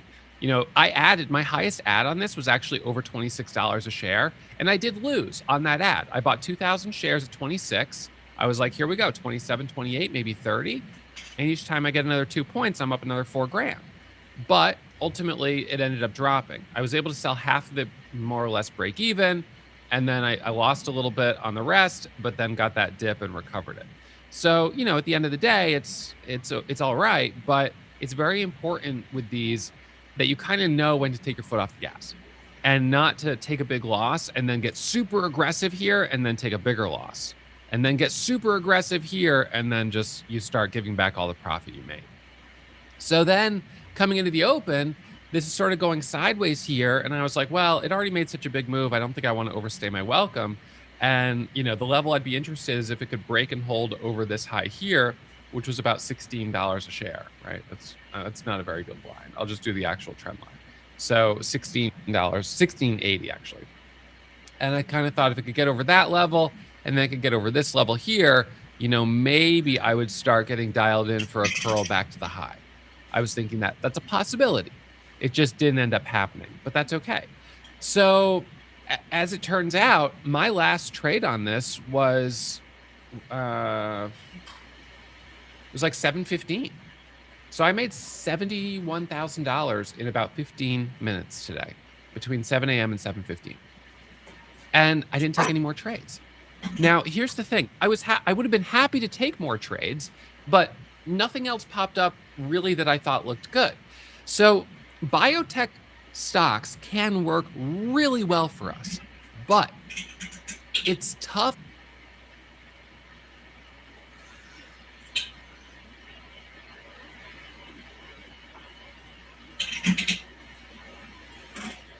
When the theme, so to speak, is biotech, because you only have so many biotech companies that are going to put out good clinical, right? So they can work very well, but there's a limited quantity of those setups. So when they show up, I try to be really aggressive. But tomorrow, are we going to get another biotech stock? I don't know. Probably not. I mean, we would just need the good luck of another biotech company having, great clinical trials and putting out news. And also not taking it as an opportunity to dump 2 or 3 million shares on the open market at $10 and raise 20 or $30 million, right? They start raising that money. That's going to go on their balance sheet to fund the next 6 months or the next year of our research and development, R&D. So this is different from one of those crypto treasury companies that may not be burning a lot of cash, may not need to raise a lot of money. And the next thing you know, you keep seeing these sort of, back-to-back catalysts of the crypto treasury theme, and that works really well. A lot of stocks make big moves. So, look, I'm grateful for today, and one of the things I said actually early on this morning, I said, look, it only takes one trade. I am totally happy to sit here and be patient. It's possible today will be cold because Friday was a little cold, but if we get something that looks good, I'm going to try to break the ice on it, build my cushion, and then if I get the cushion, I'm going to size up, and I did exactly that today. I had one loss on this one today, and it was about $3,000. So my profit to loss ratio today is phenomenal. Average winner is way bigger than that average loss. And although I probably didn't take that many trades, maybe 7 or 8, I don't know. We'd have to look at the end of the day. I'll be able to export and import them to look at the metrics. So I might not have had super, super high accuracy. I mean, 7 out of 8 trades is pretty decent, I guess. But in any case, we'll see what it ends up being. But that's okay because the average winners were so big. So now the only sort of sore spot here is that the small account got overlooked again today. And this has been sort of a topic of conversation. So I mean, look, all of a sudden RADX popped up, and initially I was like, higher price, bigger spreads. I just sort of didn't think it was even worth considering in the small account. As it turned out, I coulda, woulda, shoulda. But if I had focused on trading in the small account, let's think realistically how much I would have made, and then how much I made in the big account. So there's a real opportunity cost of focusing on the small account. Now, when I've already taken some trades in the big account, and then I happen to see something pop up that's a little cheaper, that can be a good opportunity to get a trade in a small account, and they're not really competing against each other. I was tempted to take a trade on IMG, but I ended up resisting that temptation because I looked at it and I was like, the float's a little higher at 15 million shares. I'm just not sure this thing is going to work. So I ended up leaving it alone, and that was the right instinct. But, the small account, partly because it's a cash account and I can only take one trade a day using all the buying power, I feel like I'm really waiting for good quality setups. I don't want to blow that one trade. And that's what's happened on a couple of these days. I blew the one trade, but I didn't get much for it. So now I'm being a little bit more picky, but then the result is I'm getting fewer trades. And if this was the only account I was trading in, I would trade in it every day. But, my attention is a bit split. So in any case, just to comment on that. But nonetheless, I open the small account every day and I'm looking for opportunities in it. And then as it turned out today, got a really solid trade there. And just like that, that has a really significant impact on the month of December. I was sitting at green $200,000 on the month coming into today, right? I started, and we can go here over to warriortrading.com. So I started this month, we'll go to my broker statements, with about $190,000 in the account. So let's see, this was for November. So yeah, about $190,000 in the account going into here the month of December. And already I've produced, I was at $200,000 of profit coming into today. So I've already doubled the account in 2 weeks. And now today, I've added another 70,000. So now I'm at $270,000 on the month. I mean, this is like, it just shows this is the best day of the month, how important it is to show up every day. And it's funny because we were saying, Mondays haven't been that great this month. I was like, I said that, but at the same time, it was just one bad Monday, that easily could have changed, and it did today. So, I was thinking about this because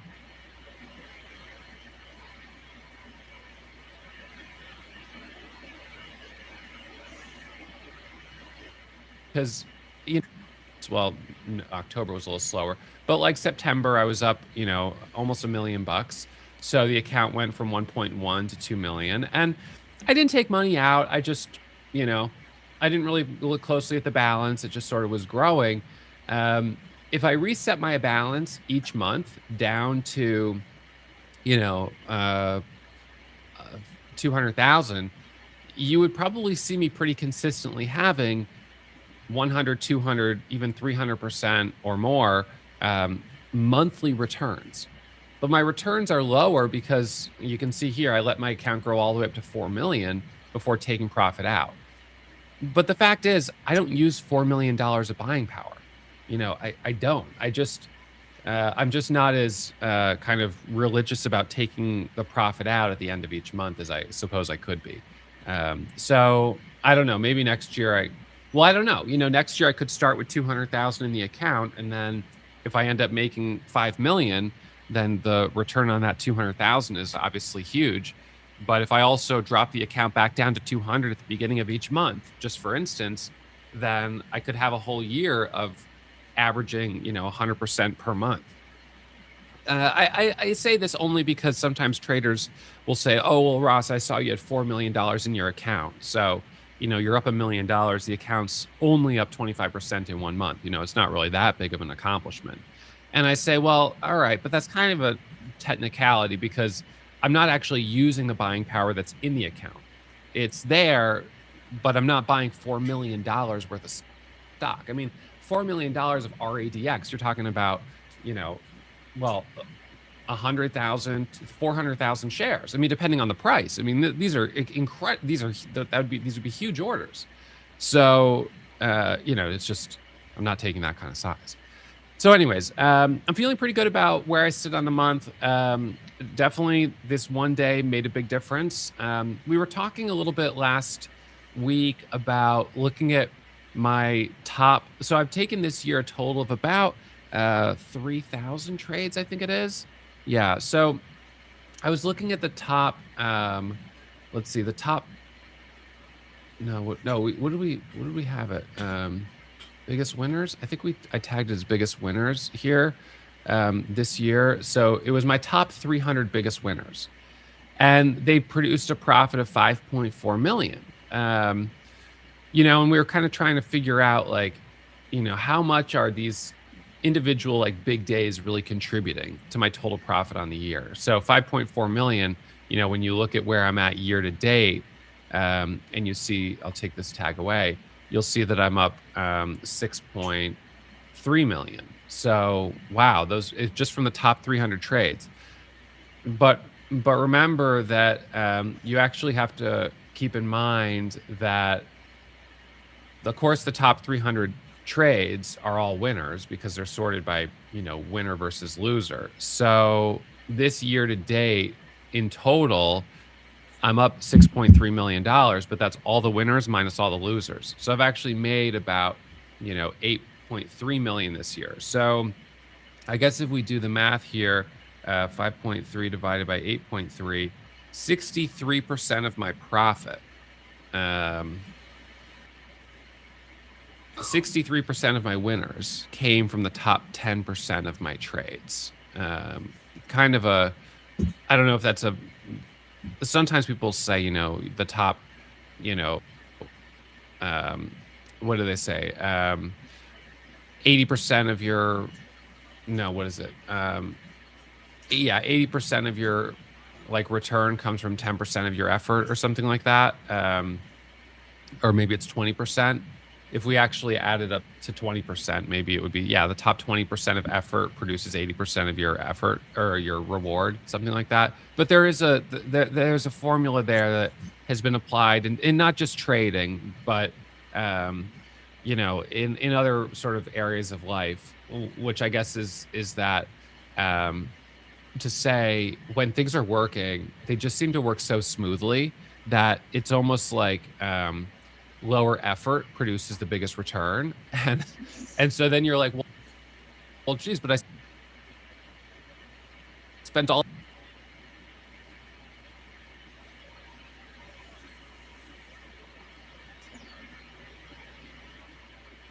that time grinding on these low prices. I think you could argue that in the moment I thought all of them were good, all of them had the potential, so I had to take low quality stocks, take all those trades to produce what I ended up producing. But at the same time, as it turns out, the top 300 trades this year have generated about 65% of all of my profit on the year, the top 300 trades.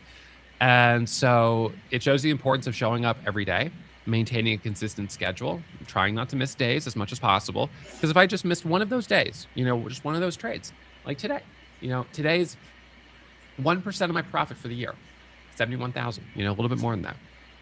It's just one day. But, if I miss 10 of those days, that's all of a sudden, 10% of my profit is gone. So I show up every day, rain or shine. You guys know that. I'm here in the trenches with you. When it's cold, chipping away. And then all of a sudden it can be cold, cold, cold. And then boom, you get a stock that makes a big move. I get a cushion and I size up. And I think that's something that I've gotten really good at over the years is once I have the cushion, I go full throttle really quickly. And then I also take my foot off the gas pretty quickly. So tomorrow could be a no trade day for all I know. And I'm not great with no trade days, to be honest, but I'm pretty good at slowing down. I could get better at slowing down. That's something that is hard for all of us, taking our foot off the gas. But but I am good at putting my foot on the gas. But that is hard for other people because they're like, oh, it's been so cold. How did you get the confidence to step up? And I'm like, well, when I see a stock that's up 100% in 4 minutes on breaking news, I'm jumping in, and this is I think the aspect of trading that has that chase mentality, it's not hard for my dog to chase a squirrel. When she sees something moving at 40 miles an hour across the yard, she's jumping. I don't know how fast squirrels run, but they seem to go pretty fast. So she's jumping. It's harder to tell her not to jump. And so for me, it's the same way. It's hard to tell me not to jump. And in a colder market, I end up falling into some bull traps. You know, stocks pop up, they look good, and then they just reverse completely. And you're like, gosh darn it. You know, that looked good. I don't get it. But at the end of the day, I'm obviously coming out on top more often than not. So the strategy works. Being consistent is important, and showing up every day is part of my routine. So those of you guys tuning in on YouTube, I hope you've enjoyed this recap. As always, I will put a link to our 2-week trial. It'll be in the description, pinned at the top of the comment. So if you want to watch me trade over the next 2 weeks, use this software here for scanning, charting, and breaking news. We'd love to have you. And I'll remind you, trading is risky. My results aren't typical. So please manage your risk and trade in the simulator before putting real money on the line. I'll see you for the next upload tomorrow afternoon. Okay, so I'm just going to check to make sure.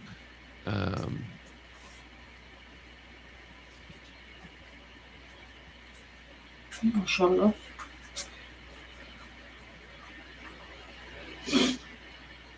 ये कौन सा है TMCA वाला ये So hang on one second. ये गलत इसको है? डाले थे। 780 पे 2 दफा जा चुका है, नहीं फिर ड्रॉप पे काम पे हिडन सेलर है।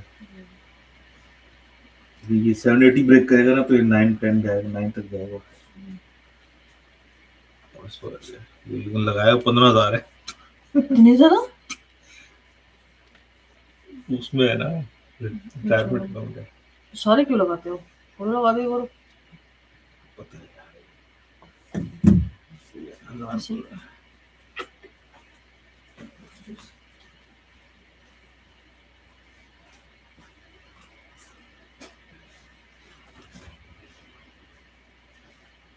I'm just going to upload this real quick to YouTube.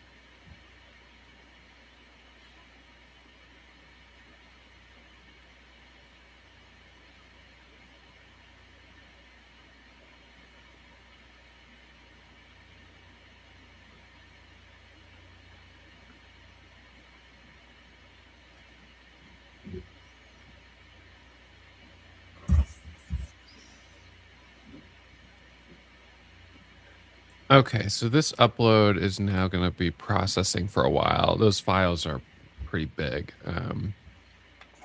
So it's going to work. It's going to take a while. But all right, so that's okay. I'll get that going. And now let's switch. And why don't I do two things? Why don't I first do the live trading archive? So I'll go over the trades from this morning. And then I will do Q&A. Let's see.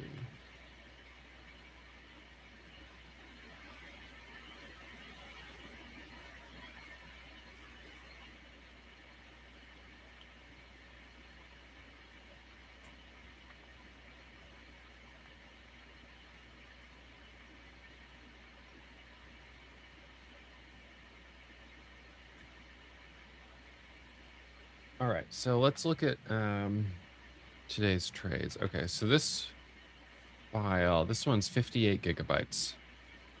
All right, so all right, so we're gonna back this up. Right, it all happened pretty quick. Okay, so oh, this was actually the second one.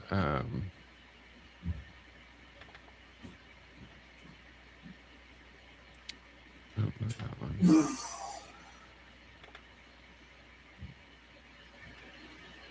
Okay.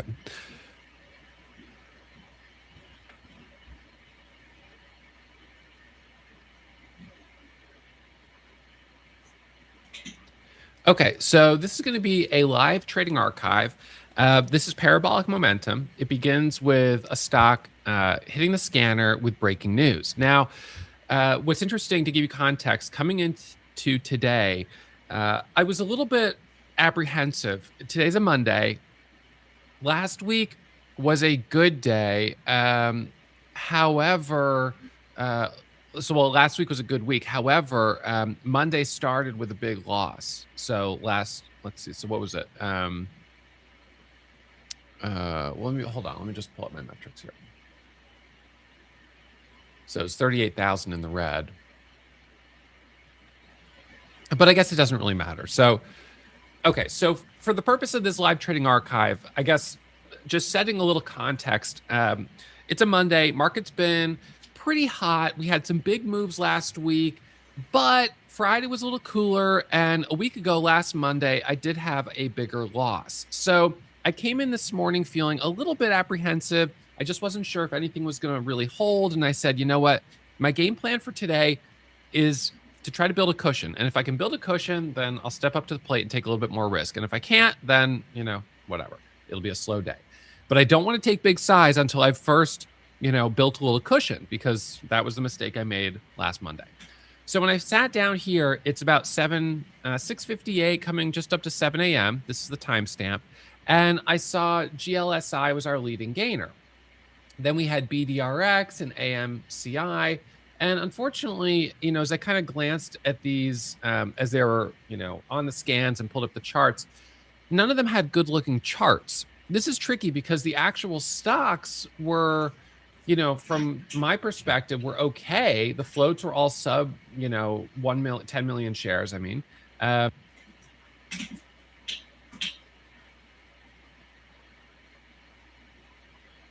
BDR.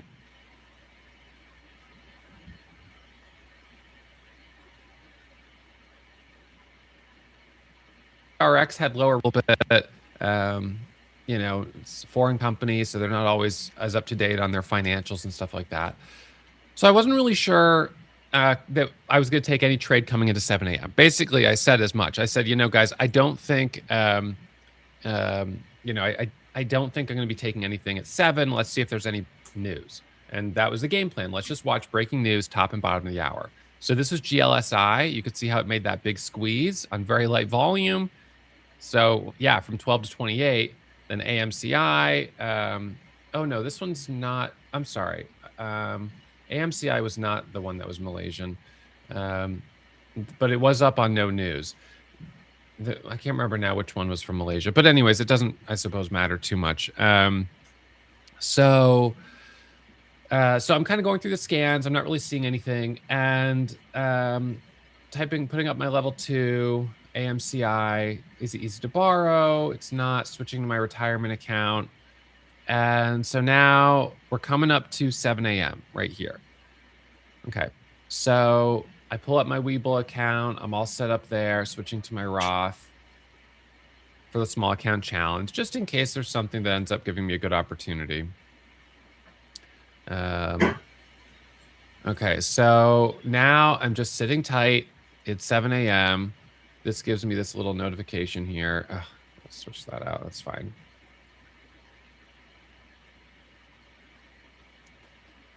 Okay, so let's see. Let me jump forward here.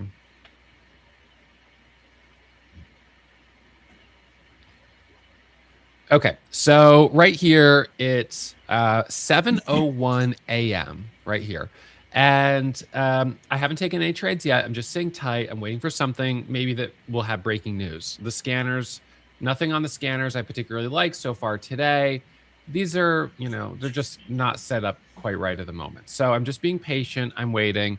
It's 7:01 and 30 seconds. ARBB hits the scanner and I pull it up. ARBB, it's got a sub 1 million share float, high relative volume, but it's Malaysian, foreign listed company without breaking news. I see that it had already popped up a little bit pre-market. So sometimes when a stock has zero pre-market activity and then boom is a big green candle, I'm like, okay, this is probably news. But in this case, it already had some after hours and then pre-market volume. It was a little bit lighter, but that made me think it was less likely this had breaking news that I just hadn't seen yet. Sometimes that can happen, breaking news at the top of the hour and it's there, I just haven't seen it yet. So anyway, so we've got ARBB. I look at the level 2. I see the spreads are a little bit bigger, and then I just talk myself out of it. I say, you know what? I think the risk is too high on this. This is not going to be something I'm going to touch. So then RADX hits the scans, and you can see it's right here on our running up scanner right there, and it's also on our small cap high day momentum scanner. 5.73 million share float, light on total volume. Relative volume is already 3,000. And this is suddenly surged up to the top of our scan. It's now up 100%. And these are going to be updating, as it's hitting the scan because it's moving so quickly. So I adjust the chart. I'm looking at the chart. We hit a high of 850. And I'm looking at this and I'm like, okay, pull up the level 2. What's the first thing I want to check? I want to make sure it's not easy to borrow, right? If I pull this up and it's easy to borrow, I'm going to be like, nope. But it's not. It's not easy to borrow.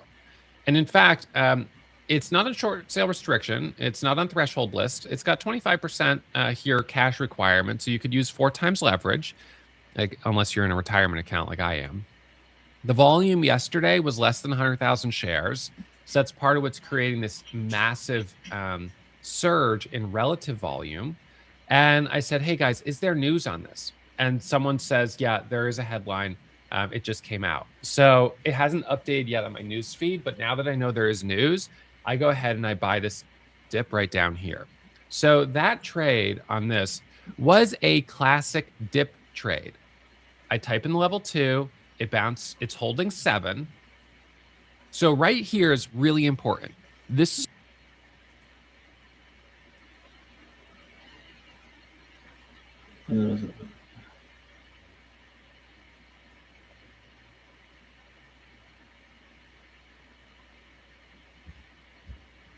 a moment where it could have, I'm like, holy smokes, there's $9. Is this going to push higher?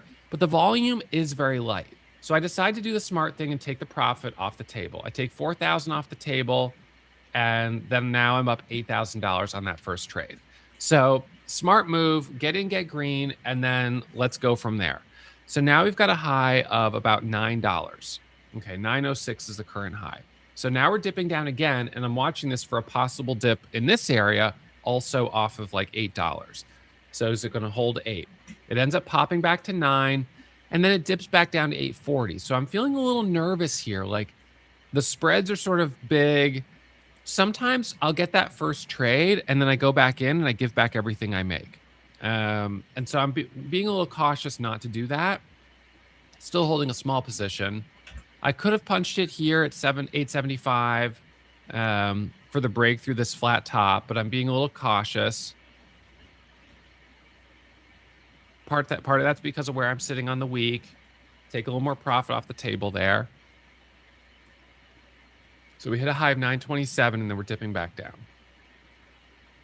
So in this area, we're kind of pulling back. We come back up to 930, but then right back to 875. So we're kind of popping and then dipping, popping and then dipping. And so I feel like I'm just a little bit nervous. And then we get that bigger kind of red candle there as it dips back down. So as it dips back down, I'm watching this and I'm kind of thinking, well, this is the first like 1 minute pullback. We've got 4 or 5 green candles in a row. This is our first red candle. So like this could be the first dip, maybe, or it could do a round trip all the way back down. I don't know yet. So at this moment, I've got a little profit on the day. I have no idea what I'm going to end up making over the next, 10 minutes, but I'm still open-minded. And just like that, it pops back to $9. And I was like, wow, look at that. Oh my goodness, all the way up to 10. And I felt like I could have punched it here and I hesitated and I missed $1 a share. That little trade right there would have been basically the same as what I did down here from 750 up to 8.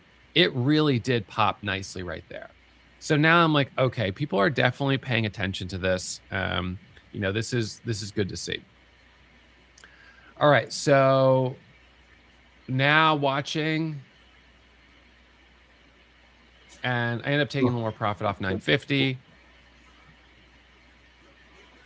Not that it's a lot, but just taking a little more off the table.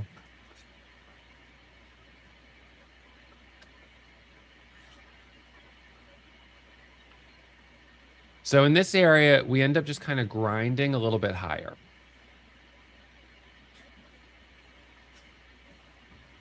So now I'm trying to remember where that next trade was. All right, so it looks like I took... Okay, so now... Okay, yeah, well, I thought I'd actually gotten another trade right in there, but okay. So right in here, it dips down. And in this spot here, I'm watching, and I'm watching to do a dip trade. We've got 5 green candles in a row, 8, whatever it is, red candle, and I'm looking for the first candle to make a new high. So I'm watching this. The current time is 9:09. We've still got 30 seconds left. Second red candle's forming. So I'm watching. I've got my 5,000 share block, orders at 1050. I'm going to kind of start to get dialed in here and be watching this for potential long. Hands on the buy button. I'm sort of watching it, but I know the VWAP is down here at 922. So I'm trying to let it dip down just a little bit more before I get in. And then all of a sudden here, 1030, 1050, 1060, son of a gun, I've missed it. And now this thing ends up breaking through 11. And I'm annoyed because I just missed that trade.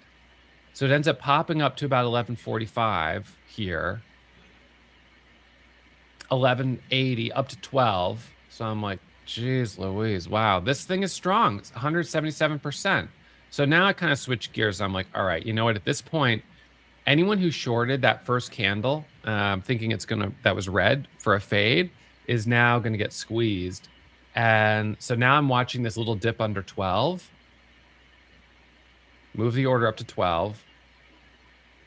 It's dipping. It's holding 1150, so I add right there. And now I'm in 10,000 share.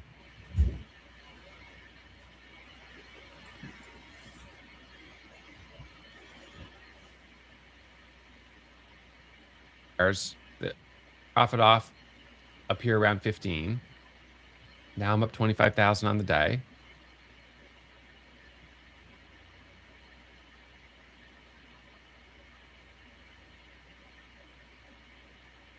So watching the break over 15.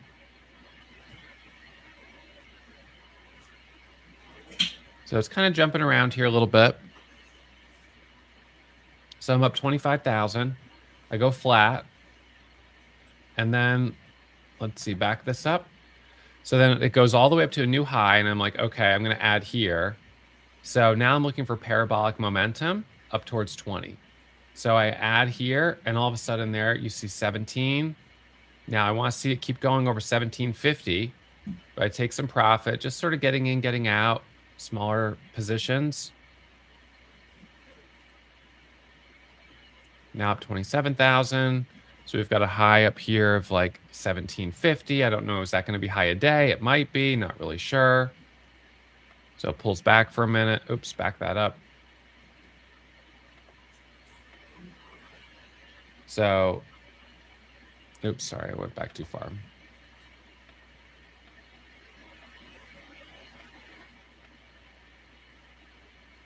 right, so that's there. Okay, so now we're on this little pullback right here. And we come back up to 15. And I'm watching 1550, 16, moving the order up a little bit. I end up adding up there 6,000 shares. Now we've got 17. taking a little profit. Oh, we already looked at that trade. That gets me up to 27 on the day. Then it dips down. So right here is where I'm about to add back for the break through the high. So added there, 10,000 shares. There's 1850. Look at that, 19. Now we're really getting some short covering. And 1988, I added. So up to 15,000. And I take a little profit off the table. And now I'm watching to see if it can break through 20.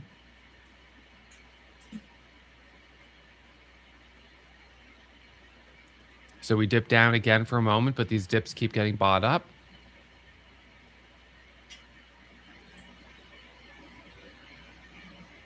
We're up 350%.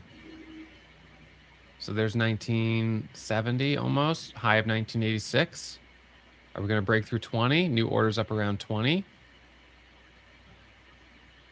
Added there, and now looking for 21, 10,000 shares. 21, $22. So now looking if we break 22 for a squeeze up to 23. Added there, didn't really pull away, so took a little profit. Added back, then took a little profit. Added back, then taking a little profit. So buying around the half dollars and the whole dollars. Taking a little more profit. Added there, now for the break of 24. Using smaller orders, 1,000 shares. There's 27. Then taking a little bit of profit. So peak on the day was 73,000 with 7,000 shares up here. So then end up being in a little high. Have to take a loss on some of this. It dips back down. Then I'm watching to add back on the dip. And then it ends up just pulling back a little bit too much. So then as it pulls back down here, I'm watching off of 18 for a possible dip. So right in here, I've got my order ready at 1892, but I'm waiting and I'm kind of hesitating. I'm thinking this is the backside of the move. I don't want to overtrade it.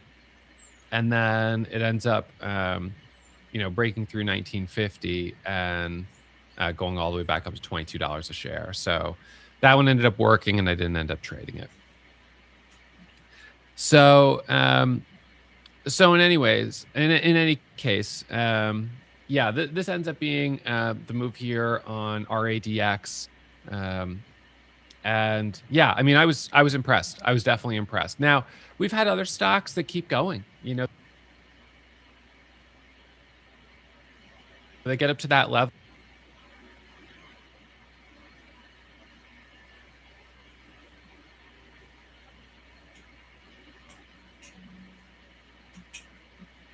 Level 27, then they go to 100. If they get over 100, then 125 and 150, 175, 200, 225, 250. So we start kind of the way we trade in half dollars and whole dollars, but when it gets to big numbers, it starts getting, pretty crazy. So, and obviously SMX just, a couple weeks ago gave us a move, as you can see here, all the way up to about $400, over $400 a share. It was actually a peak of 500.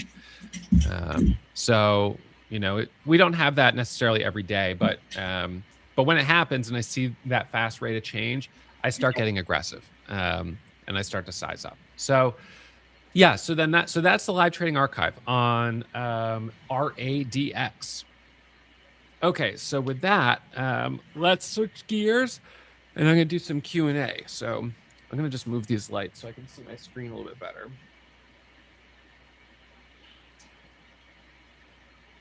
Okay, that's good enough.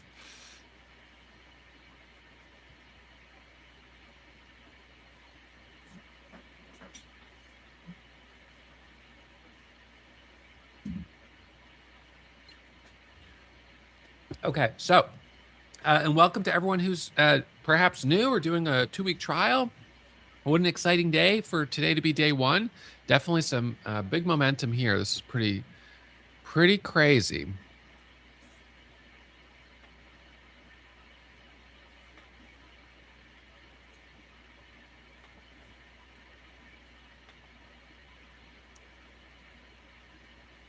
Okay. All right, so let's see. So JJ, I'm having trouble jumping on parabolic momentum. How do I go over that fear? So I will say that trading parabolic momentum is difficult. And this is not something that I was good at early on. And it's okay if you're not good at it early on because, these happen, moves like that don't happen every day. So it's not like you need to have a strategy for trading them. Those are kind of like, when they happen, it's nice to add icing to the cake, but it can't be your core strategy because when the market's colder and we don't have parabolic momentum, then you'll have nothing. And that's not going to work. So it really, to me, is one of these things where the better you get at reading level 2, reading the tape, the time and sales, naturally, you're going to start seeing micro pullbacks on these fast moving stocks. And the best way to break the ice is to trade them with smaller share size, not to go super big, just get in, get green, get out. And, that to me is like, that's the ticket. So essentially you start seeing the same patterns you already trade, except you start seeing them on this fast moving stock. So you recognize, okay, it's got bigger spreads. I've got to be a little bit more careful and I'm going to trade it with slightly smaller size. So Ben, I see iRobot filed for Chapter 11 bankruptcy. How is it that the company's stock began to gap higher each day for a week prior to the announcement? Was it due to insider pump and dump, or what drives that preemptive price action? Let's see.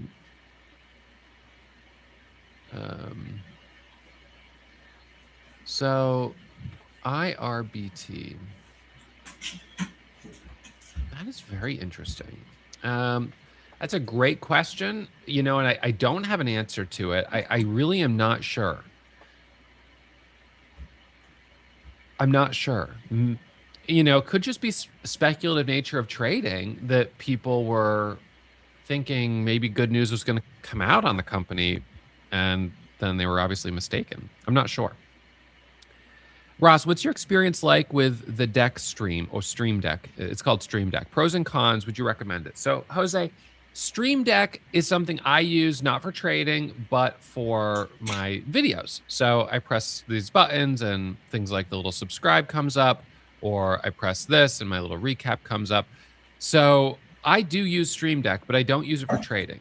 Originally, one of the things I didn't like was just having an extra piece of equipment that I need to bring with me when I travel. And I do travel quite a bit.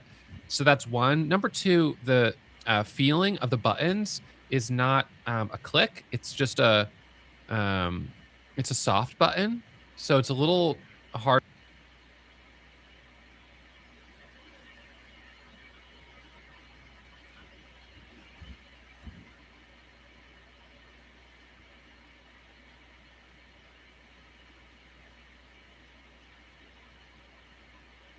I mean, I don't see anything wrong with it, but I also don't use an external mouse. I like to have everything very condensed right here, right at my hands without having to go reach for stuff.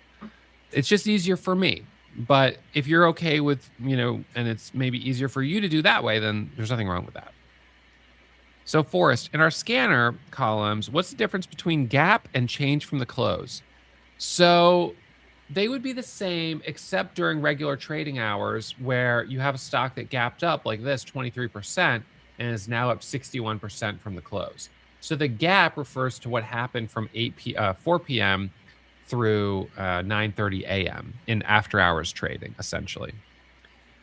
Brandon, I just finished Chapter 11, and you mentioned that you're trying to enter at the $half, the whole dollar.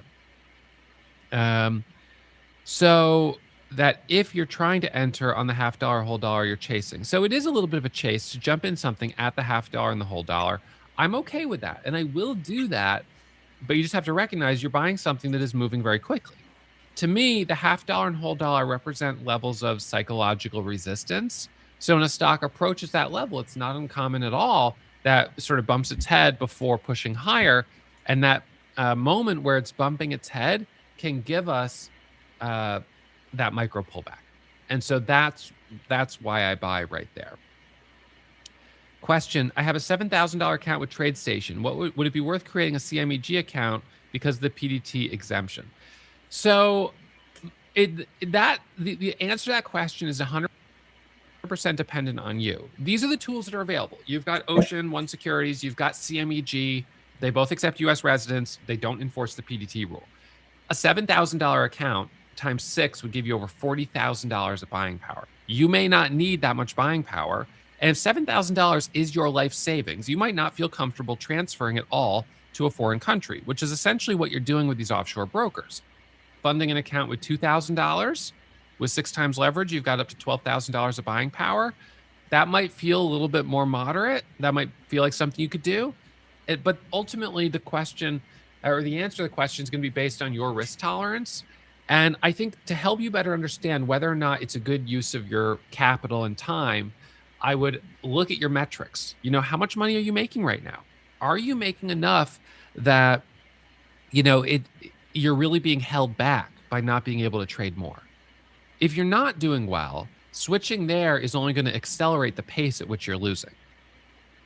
So you only want to do it if you're doing well. What chair am I using? So I am using a Herman Miller chair. I've had it for a number of years. I don't love it. It's okay. I don't love it. I have had a couple chairs. There was a chair at a hotel that I stayed at once that I really liked. And I was like, oh, I've got to get one of these. But I couldn't figure out the brand. And it was just like they probably got like 1,000 of them for each of the hotel rooms. But I don't think it was fancy. It was just very comfortable. So I would totally go to a chair trade show and sit in all the chairs before deciding on which chair I'm going to spend the next 10 years sitting in. So it's personal preference. All right, next question.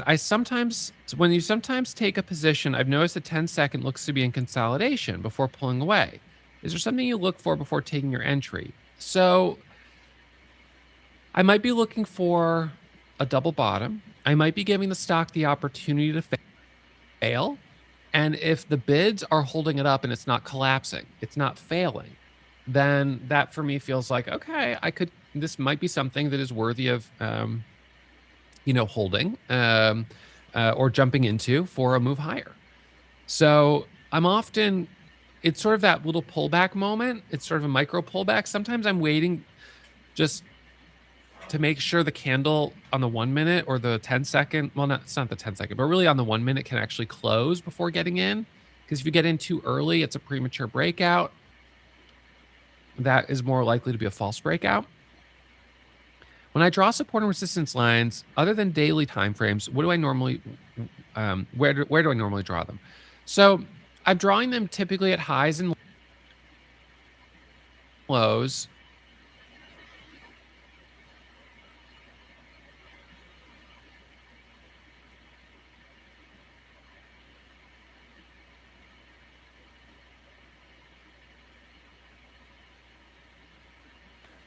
So high of day, maybe low of day, and sort of at 6 and 650 and 7. So those. Okay. I went from sitting on the sidelines, constricted and hesitant, to now aggressively swinging on anything that's close to the plate. The aggression is great, but it's not paying off yet. Well, okay, so that's true, not yet. And Cody, hopefully you're trading either with small size with real money or in the simulator, so the total dollar and profit loss is not weighing on you. I would want that to be, that it's not weighing on you, because if it is, you're being too aggressive with real money. On the one hand, you're gaining a lot of experience. You're taking more trades, so you're practicing more, which is a good thing. And with more experience, naturally, your intuition will improve. So as long as you're not losing a lot, as long as you're not bleeding in your account, I think that's okay, especially in the alpha phase, which is the goal to just gain a lot of experience. But yes, at a certain point, you'll want to focus on that one trade each day. That's your, so-called real money trade, right? As I walked you guys through in the new version of chapter 14. And then, once you've done that successfully, then it's going to be time to consider flipping the switch and going live and still doing just one trade. And then the rest of the day's in the sim. When you go to execute a trade, do you always click into the order window, or do I have to click to use my hotkeys? I have to have the level 2 highlighted. So if I'm over here, my hotkey shift 1 is just going to start pressing exclamation points. It's not going to work. So I have to be on the platform and I have to be in one of the level 2 windows for it to execute. That is important. So Not chasing when your order doesn't get filled is the more conservative move, and there's nothing wrong with that. You don't want to just blindly chase. You'd have to wait for the next setup. And sometimes, as it turns out, you don't get another good setup. And so then you're just like, well, gosh darn it, this thing ended up making a big move, and I kind of fumbled it. And that happens to me sometimes too. It definitely does. So, I think there probably were, for me at least, for the way I trade, there were additional setups. And so even if I'd missed one of the trades, I still could have gotten others. But if for you, there was only one really good setup that you liked and you missed it, then, that's just the way it goes. And the good news is, the market's open tomorrow and there'll be other opportunities. So, I know it's annoying, but I don't think it's the absolute end of the world.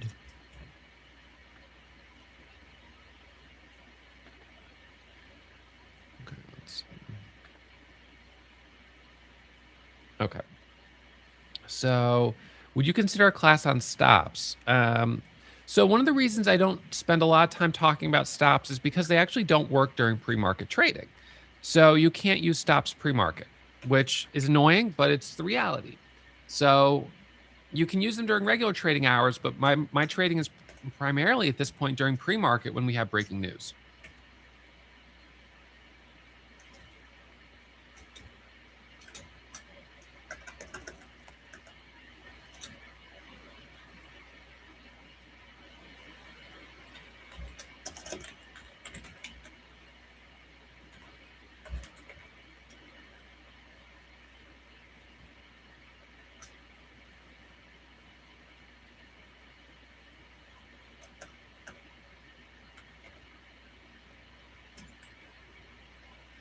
Hang on one second.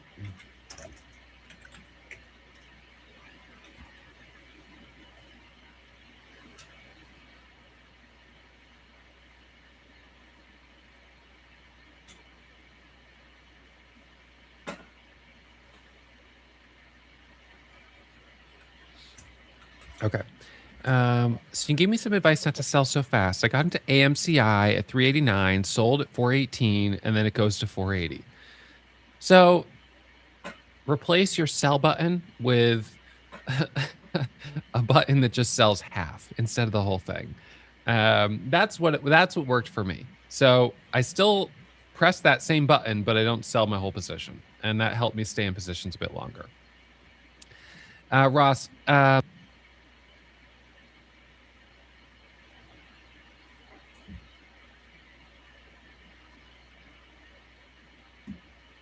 I was up in July.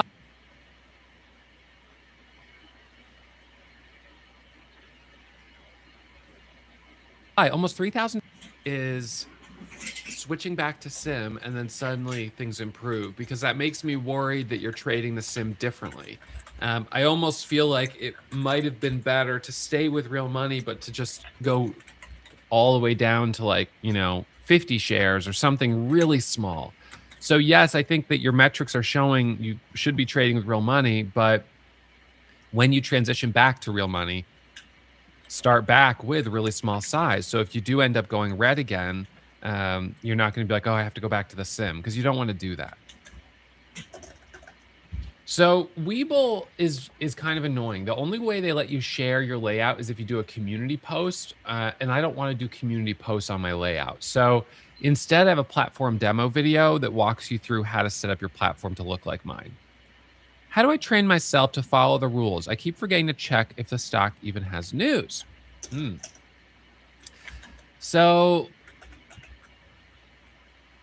yeah, that's interesting. I will trade stocks that don't have news, but I don't usually forget to check. I usually know that I'm trading something without news. Having a physical checklist that you print out, and before you take a trade, do your cross-check all call, right? Just like you're on the airplane, and you got to check those check marks before you jump in that trade. As part of your trade log, it's not a bad idea to make it physical. It can help just to have it right in front of you on your desk. That feels like that doesn't feel like as much of a rule following issue as much of sort of just like learning the training behavior. The that this is what the checklist I perform before each trade. And then after each trade is when you do your log and, take your notes, which is also, of course, important. So, yeah, I think for me, I'm not sure that this was that feels different than the question of how do I train myself to follow the rules? Because the hardest rule for me to follow is when to walk away each day. That is the hardest rule because my tendency will be to overtrade even on a red day. And so that's what I really had to work with myself with. I suppose there's a little bit of training myself not to jump in really, really low quality setups. Usually when I would do that, it would be from a place of desperation, holding and hoping for a big move, looking for a Hail Mary. And smaller size helped take some of the emotion out of that because no trade really is going to do much. No trade I'm never going to be able to retire from one trade. That's not my strategy. I'm not going to make so much on one trade that's going to change my life. Which is on the one hand a little sad, but on the other hand, I think about, building a stone wall, and it's just, one wall at a time. My grandfather built a stone wall at their old house, and my father used to talk about it. And, it was years of slowly building the wall. And, eventually, when they passed away and sold the house, they had this really beautiful, elaborate stone wall. But there was no single day that he was going to make enough progress that you'd be like, oh, that was the day that, I really, every day, how many rocks are you putting down, And it's just, yeah, maybe one summer a little more than the other, whatever. But it's just kind of like settling in and grinding on sort of smaller numbers, but being here every day to do it. Even today, today's a good day, in the grand scheme of things, but it's also how much is today relative to my all-time profits? Percentage wise, it's small. Even a big day like today is still really small. I just don't have individual winners that are big enough to, so that takes some of the emotion out, I think, for me.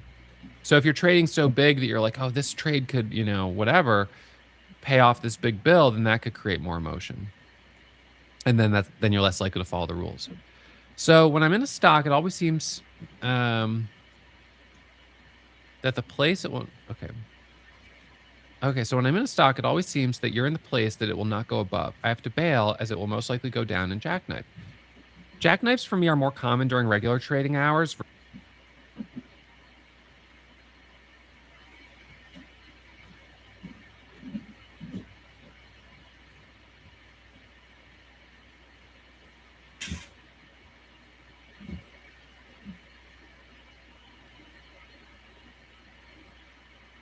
Versus pre-market, tell if you're missing the beginning of that move.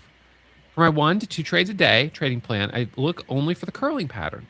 I think that's fine. You know what? In a hot market, you might have some stocks like RADX today that don't curl. They just go straight up. But in a colder market, you see a lot more pops that do like a full round trip or a near round trip before curling back up. And so if you're buying that first spike in a colder market, you're just getting smoked every time.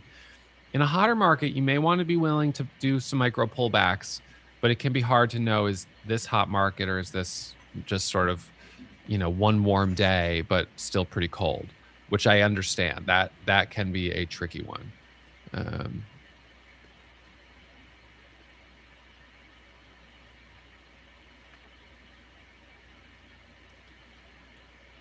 right, let's see.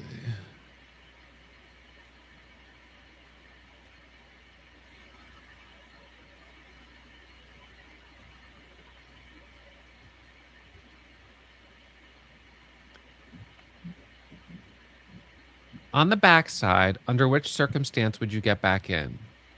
I suppose backside if I think MACD is positive and it has a chance to curl back to the highs, or if there's enough range where I could get a nice little, pop, that could work. So Alex, you can see my position size while I'm trading. It's right here. So I added it back while I've been doing this Webull small account challenge starting in November. And now I've just left it there. So just, yeah, look, this is literally the screen you were able to see today. So when I'm in a trade, I'll just jump back over to here. So I'm in 1,000 shares. You could see right there that I'm in.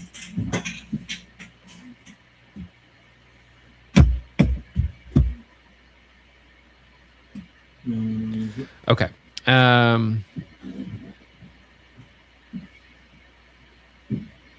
Oh, and then the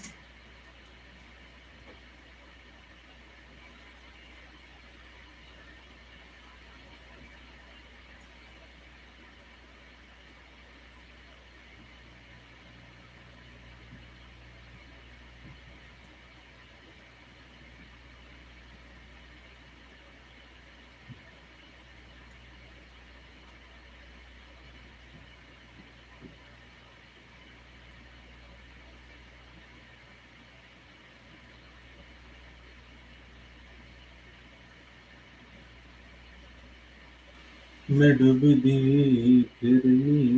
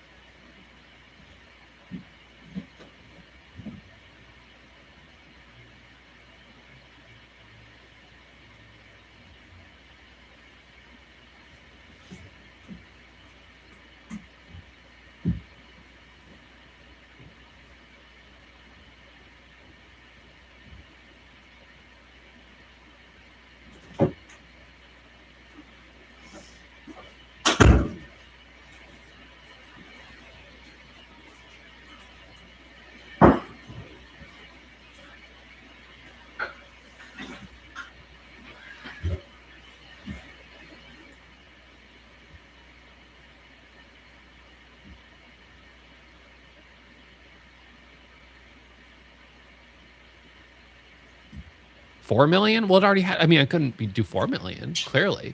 So where is the line? And I don't. It depends. The challenge is that you just get to a point where you're trading with so much size, you're going to find it hard to get in and out, and that's where you either have to hold longer because you just can't jump in and out as fast. So you have to have the conviction to hold longer, or you have to be willing not to keep adding. And so I'm kind of at a point where I am.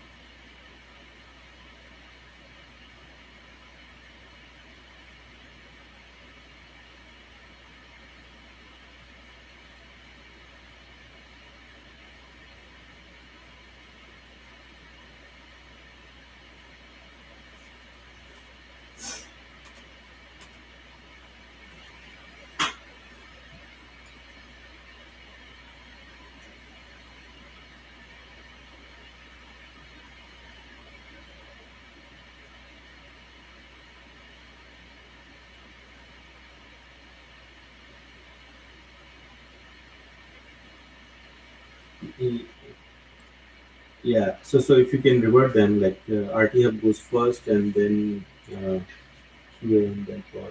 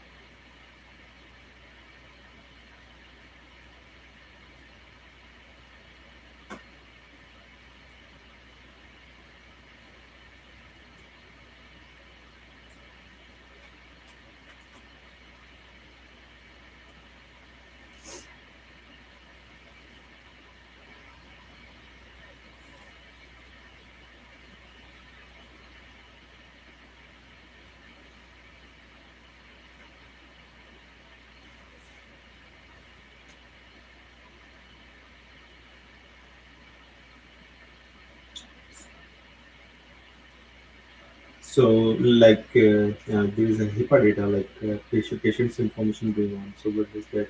Like, what are the types? So, it's a flat file, right?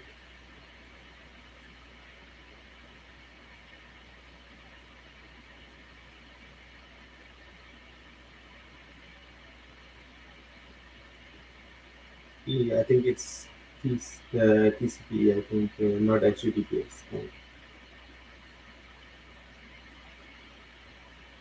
Yeah.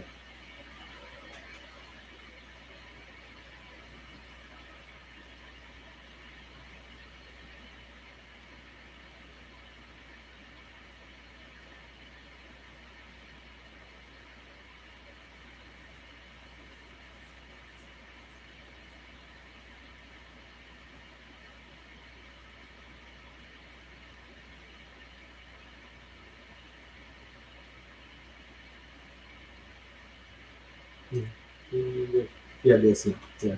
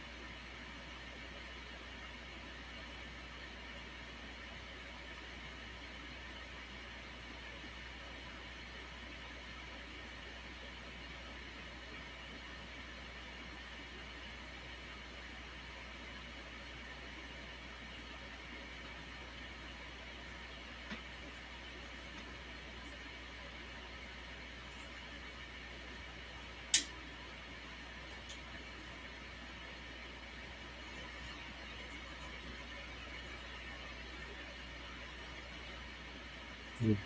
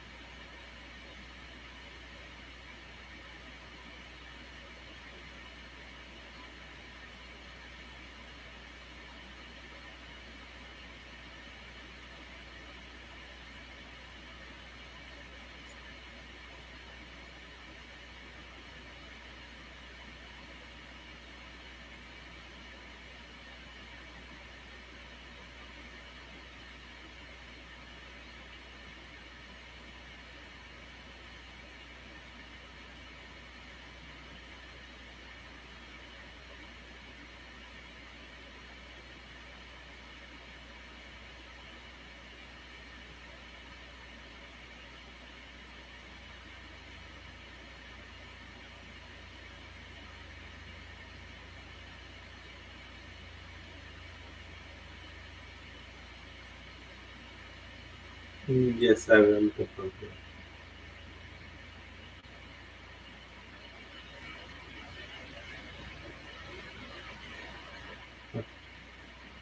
Okay.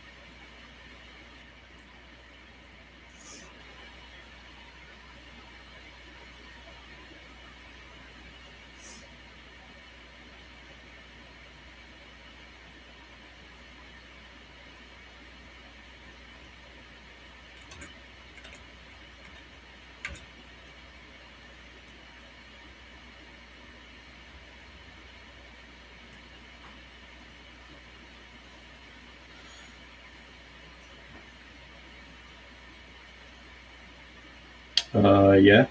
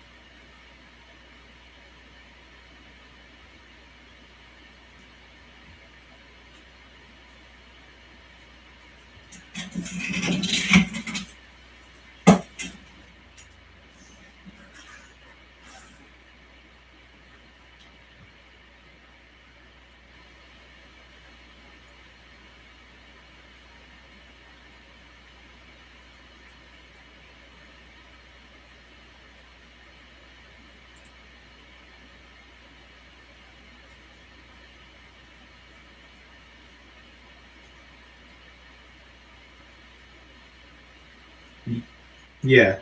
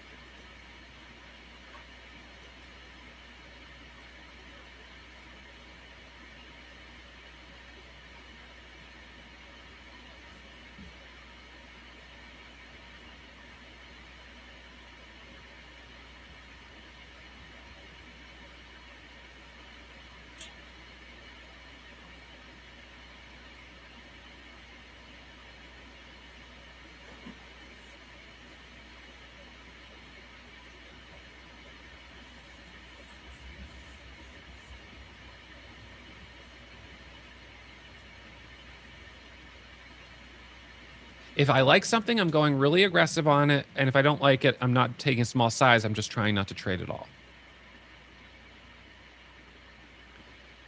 So the 5 pillars strategy, I didn't trade it in 2008, so I can't comment on that. But through 2020 and 2022, it was effective. And in 2022, using MACD really helped me stay out of over trading the backside of the move when stocks would fail and they would not rally back up.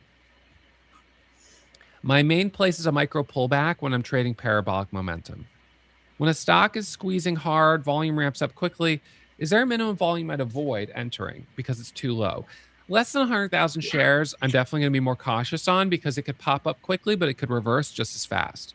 It doesn't mean I won't trade it if it has news and it's moving, but I'm going to be more cautious, and I recognize this that I can end up taking bigger losses. That's what happened last Monday.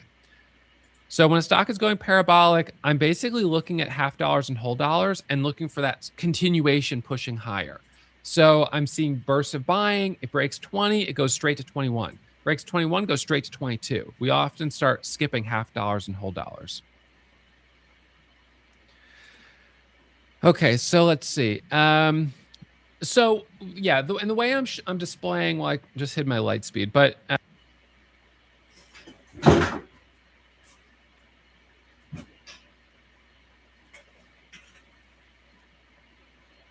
yeah, usually when I'm going through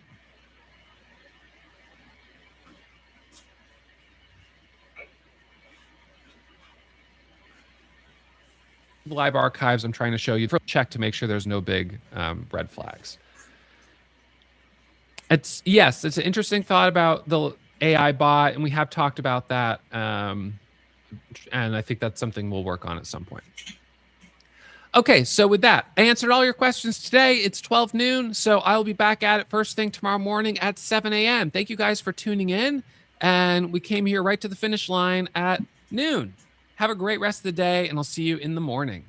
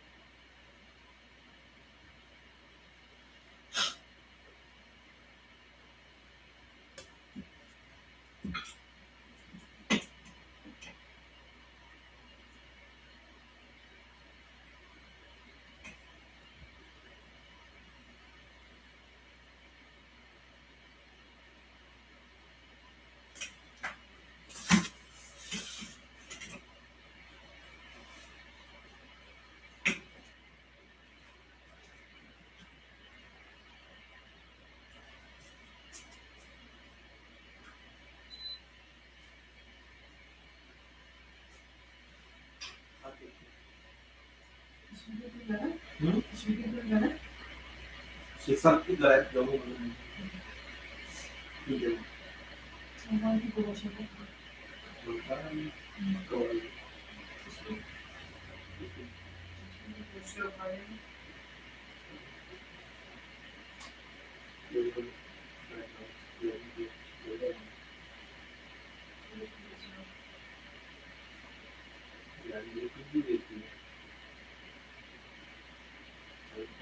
nine तो nine तो कम हो गया ले लिया तुमने हाँ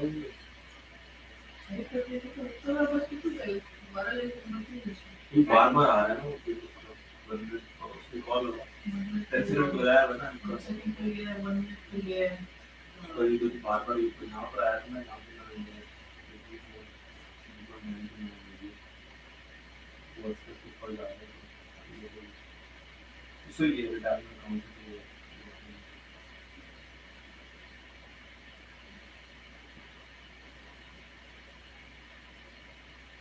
breed क्या है क्या तो मेरा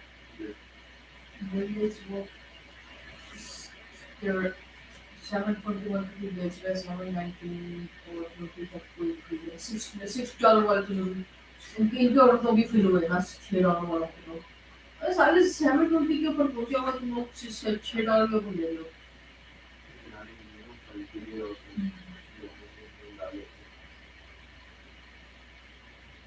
ये जो ऑर्डर कुछ फिल हो रहा है ये ऊपर जा रहे हैं इसको देख के वो प्लेस करो ये ऊपर जा रहा है नीचे जा रहा है ये सो के ऊपर की तरफ है वो फिल हो रहा है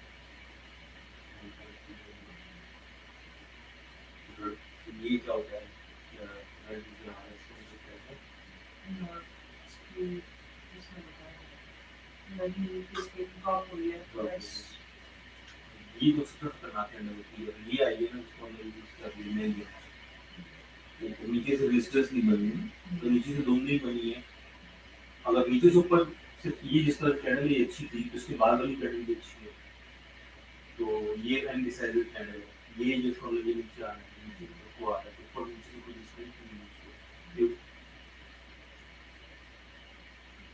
इन्वॉल्वमेंट के साथ में रेजिस्टेंस प्लेट हो गया वो ऊपर चला ये 10 सेकंड वाला है ये 1 मिनट वाला है वो अभी थोड़ा सा इतना वो असल में इसको देखिए यहाँ पर जो है ना ये नेट भी बता रहा है कि यार वो लोग जो है वो क्या कर रहे हैं ये भी अच्छा है लेकिन ये तो है Nice to start with to writing ये प्राइम पॉलीमर है सिंपल कोड का सिंपल नहीं का इंशाल्लाह सिंपल लगा उसको आगे आगे ज़्यादा कुछ ले लो यूज क्या है तो पॉलीमर यूज तो लिखा ही है इधर से नहीं ये कहाँ देखते हैं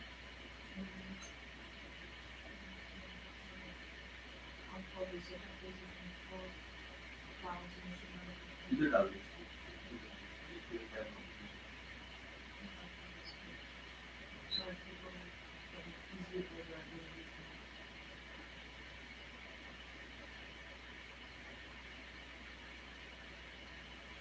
human body is fucking actually probably world war acquisition of enough for us to call files and issue and official ownership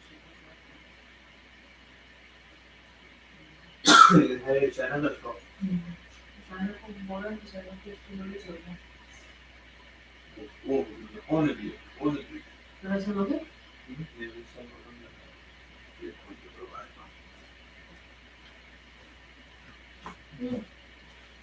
high पड़ेगा नाइन पे तो नहीं जाता सोना नाइन पे तो गए नहीं अभी तक सुबह से नहीं गए नहीं सेल करना तो बता दे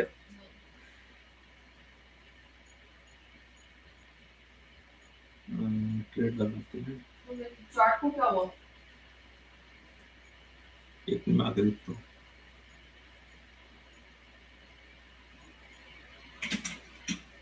लिमिट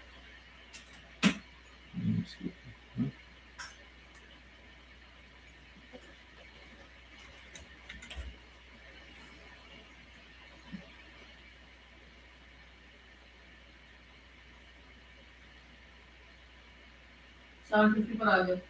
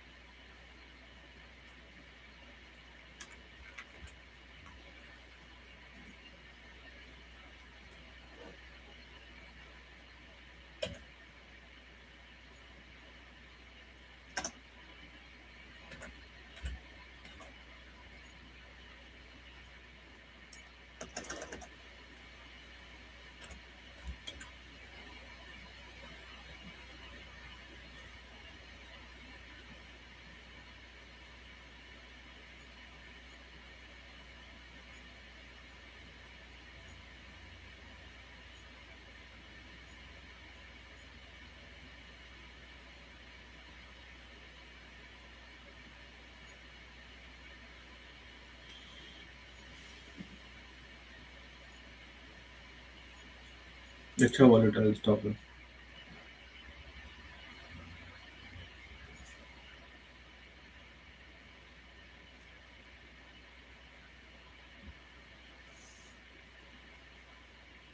शाम 750 पर आ गए। मैं 820 पे लगाया है।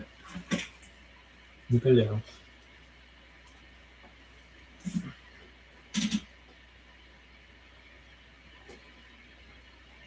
मेरे फाइल में कोई चार्ट नहीं आ रही। क्यों डालना सुनो। ठीक है, बाद में देखते हैं।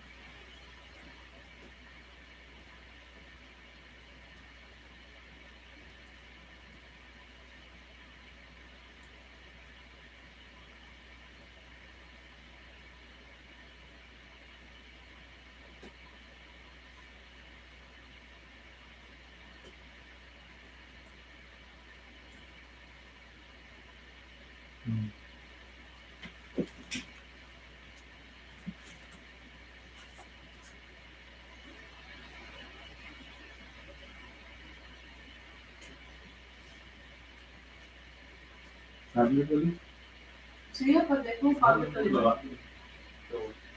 चार्ट पसंद नहीं आ रही। फाइल में से। हाँ? हाँ वो बैग हो गई बिल्कुल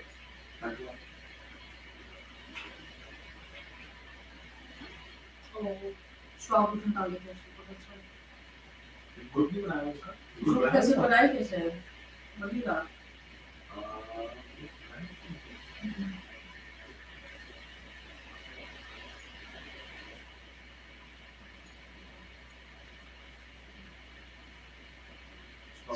सिंक के ऊपर क्लिक कर दिया। हाँ सुन अब सही हो गया सही है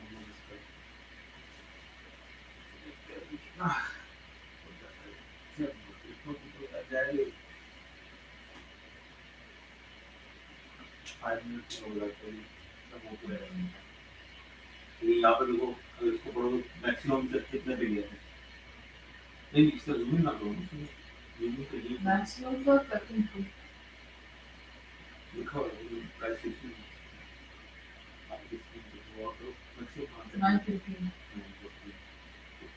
अभी अभी इस बुल रन के अंदर कितना गया है इस मंथ में 915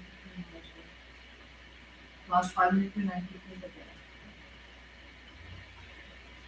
950 गया है तब वो और 752 ठीक है बन रहे हैं, किसी के ऊपर बहुत प्रेशर है, नीचे से भी अच्छी स्पोर्ट है, लेकिन अच्छा हो गया यहाँ पर देखो ये बात है, अच्छा है, ये दिक्कत ही कार होने की बात है, ये कार है, ये 750 वाला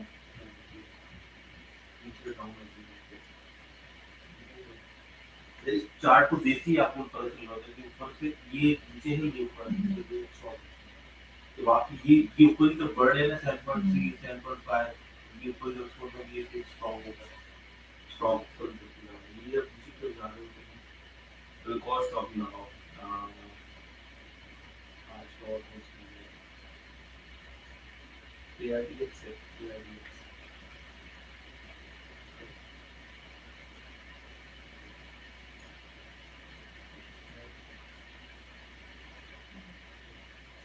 तो इसका देखो उसके तो शॉर्ट है ही नहीं। वो मिल ही नहीं हो रहा, इसमें लोग जाके लगा के रखते हैं, वो भी नहीं हो रहा। उसकी वॉल्यूम कम है और फोर्स ज्यादा है, तो 235 लेना और वॉल्यूम से सफल नहीं है। वॉल्यूम जो ज़्यादा होता है, जितने ज़्यादा लोग ट्रेड करते हैं, ये नहीं ज़्यादा होना चाहिए, तो आज हमने सुबह किया वो नहीं था,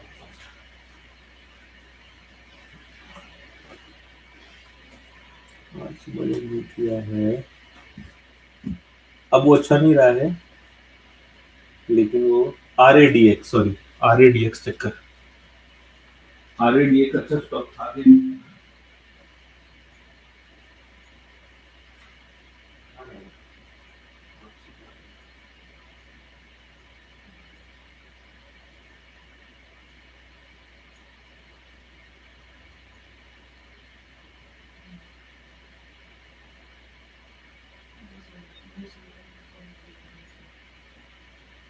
इसकी एंट्री बड़ी अच्छी थी, बड़ी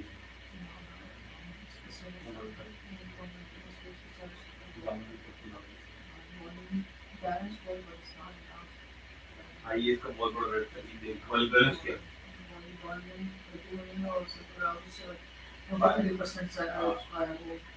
टाइम प्राइस बहुत बढ़ गई है, सर्विस एक फैक्ट्री प्राइस ज़्यादा हो गई, तो इसको ये भी हाफ उसकी प्राइस का है, और ये अच्छा मूव कर रहा है, पर रेट में तो बिक जाएगा ये, इसको हम 8.2 का भी चला है यहाँ पे इस रेट पर,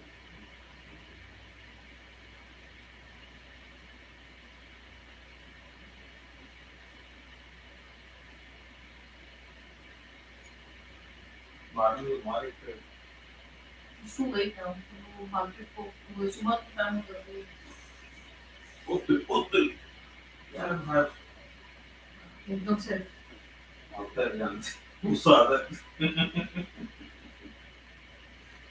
ऊपर से बड़ा गंदा रह रहे होता है, ये जो सेलर होता है ये गंदा मार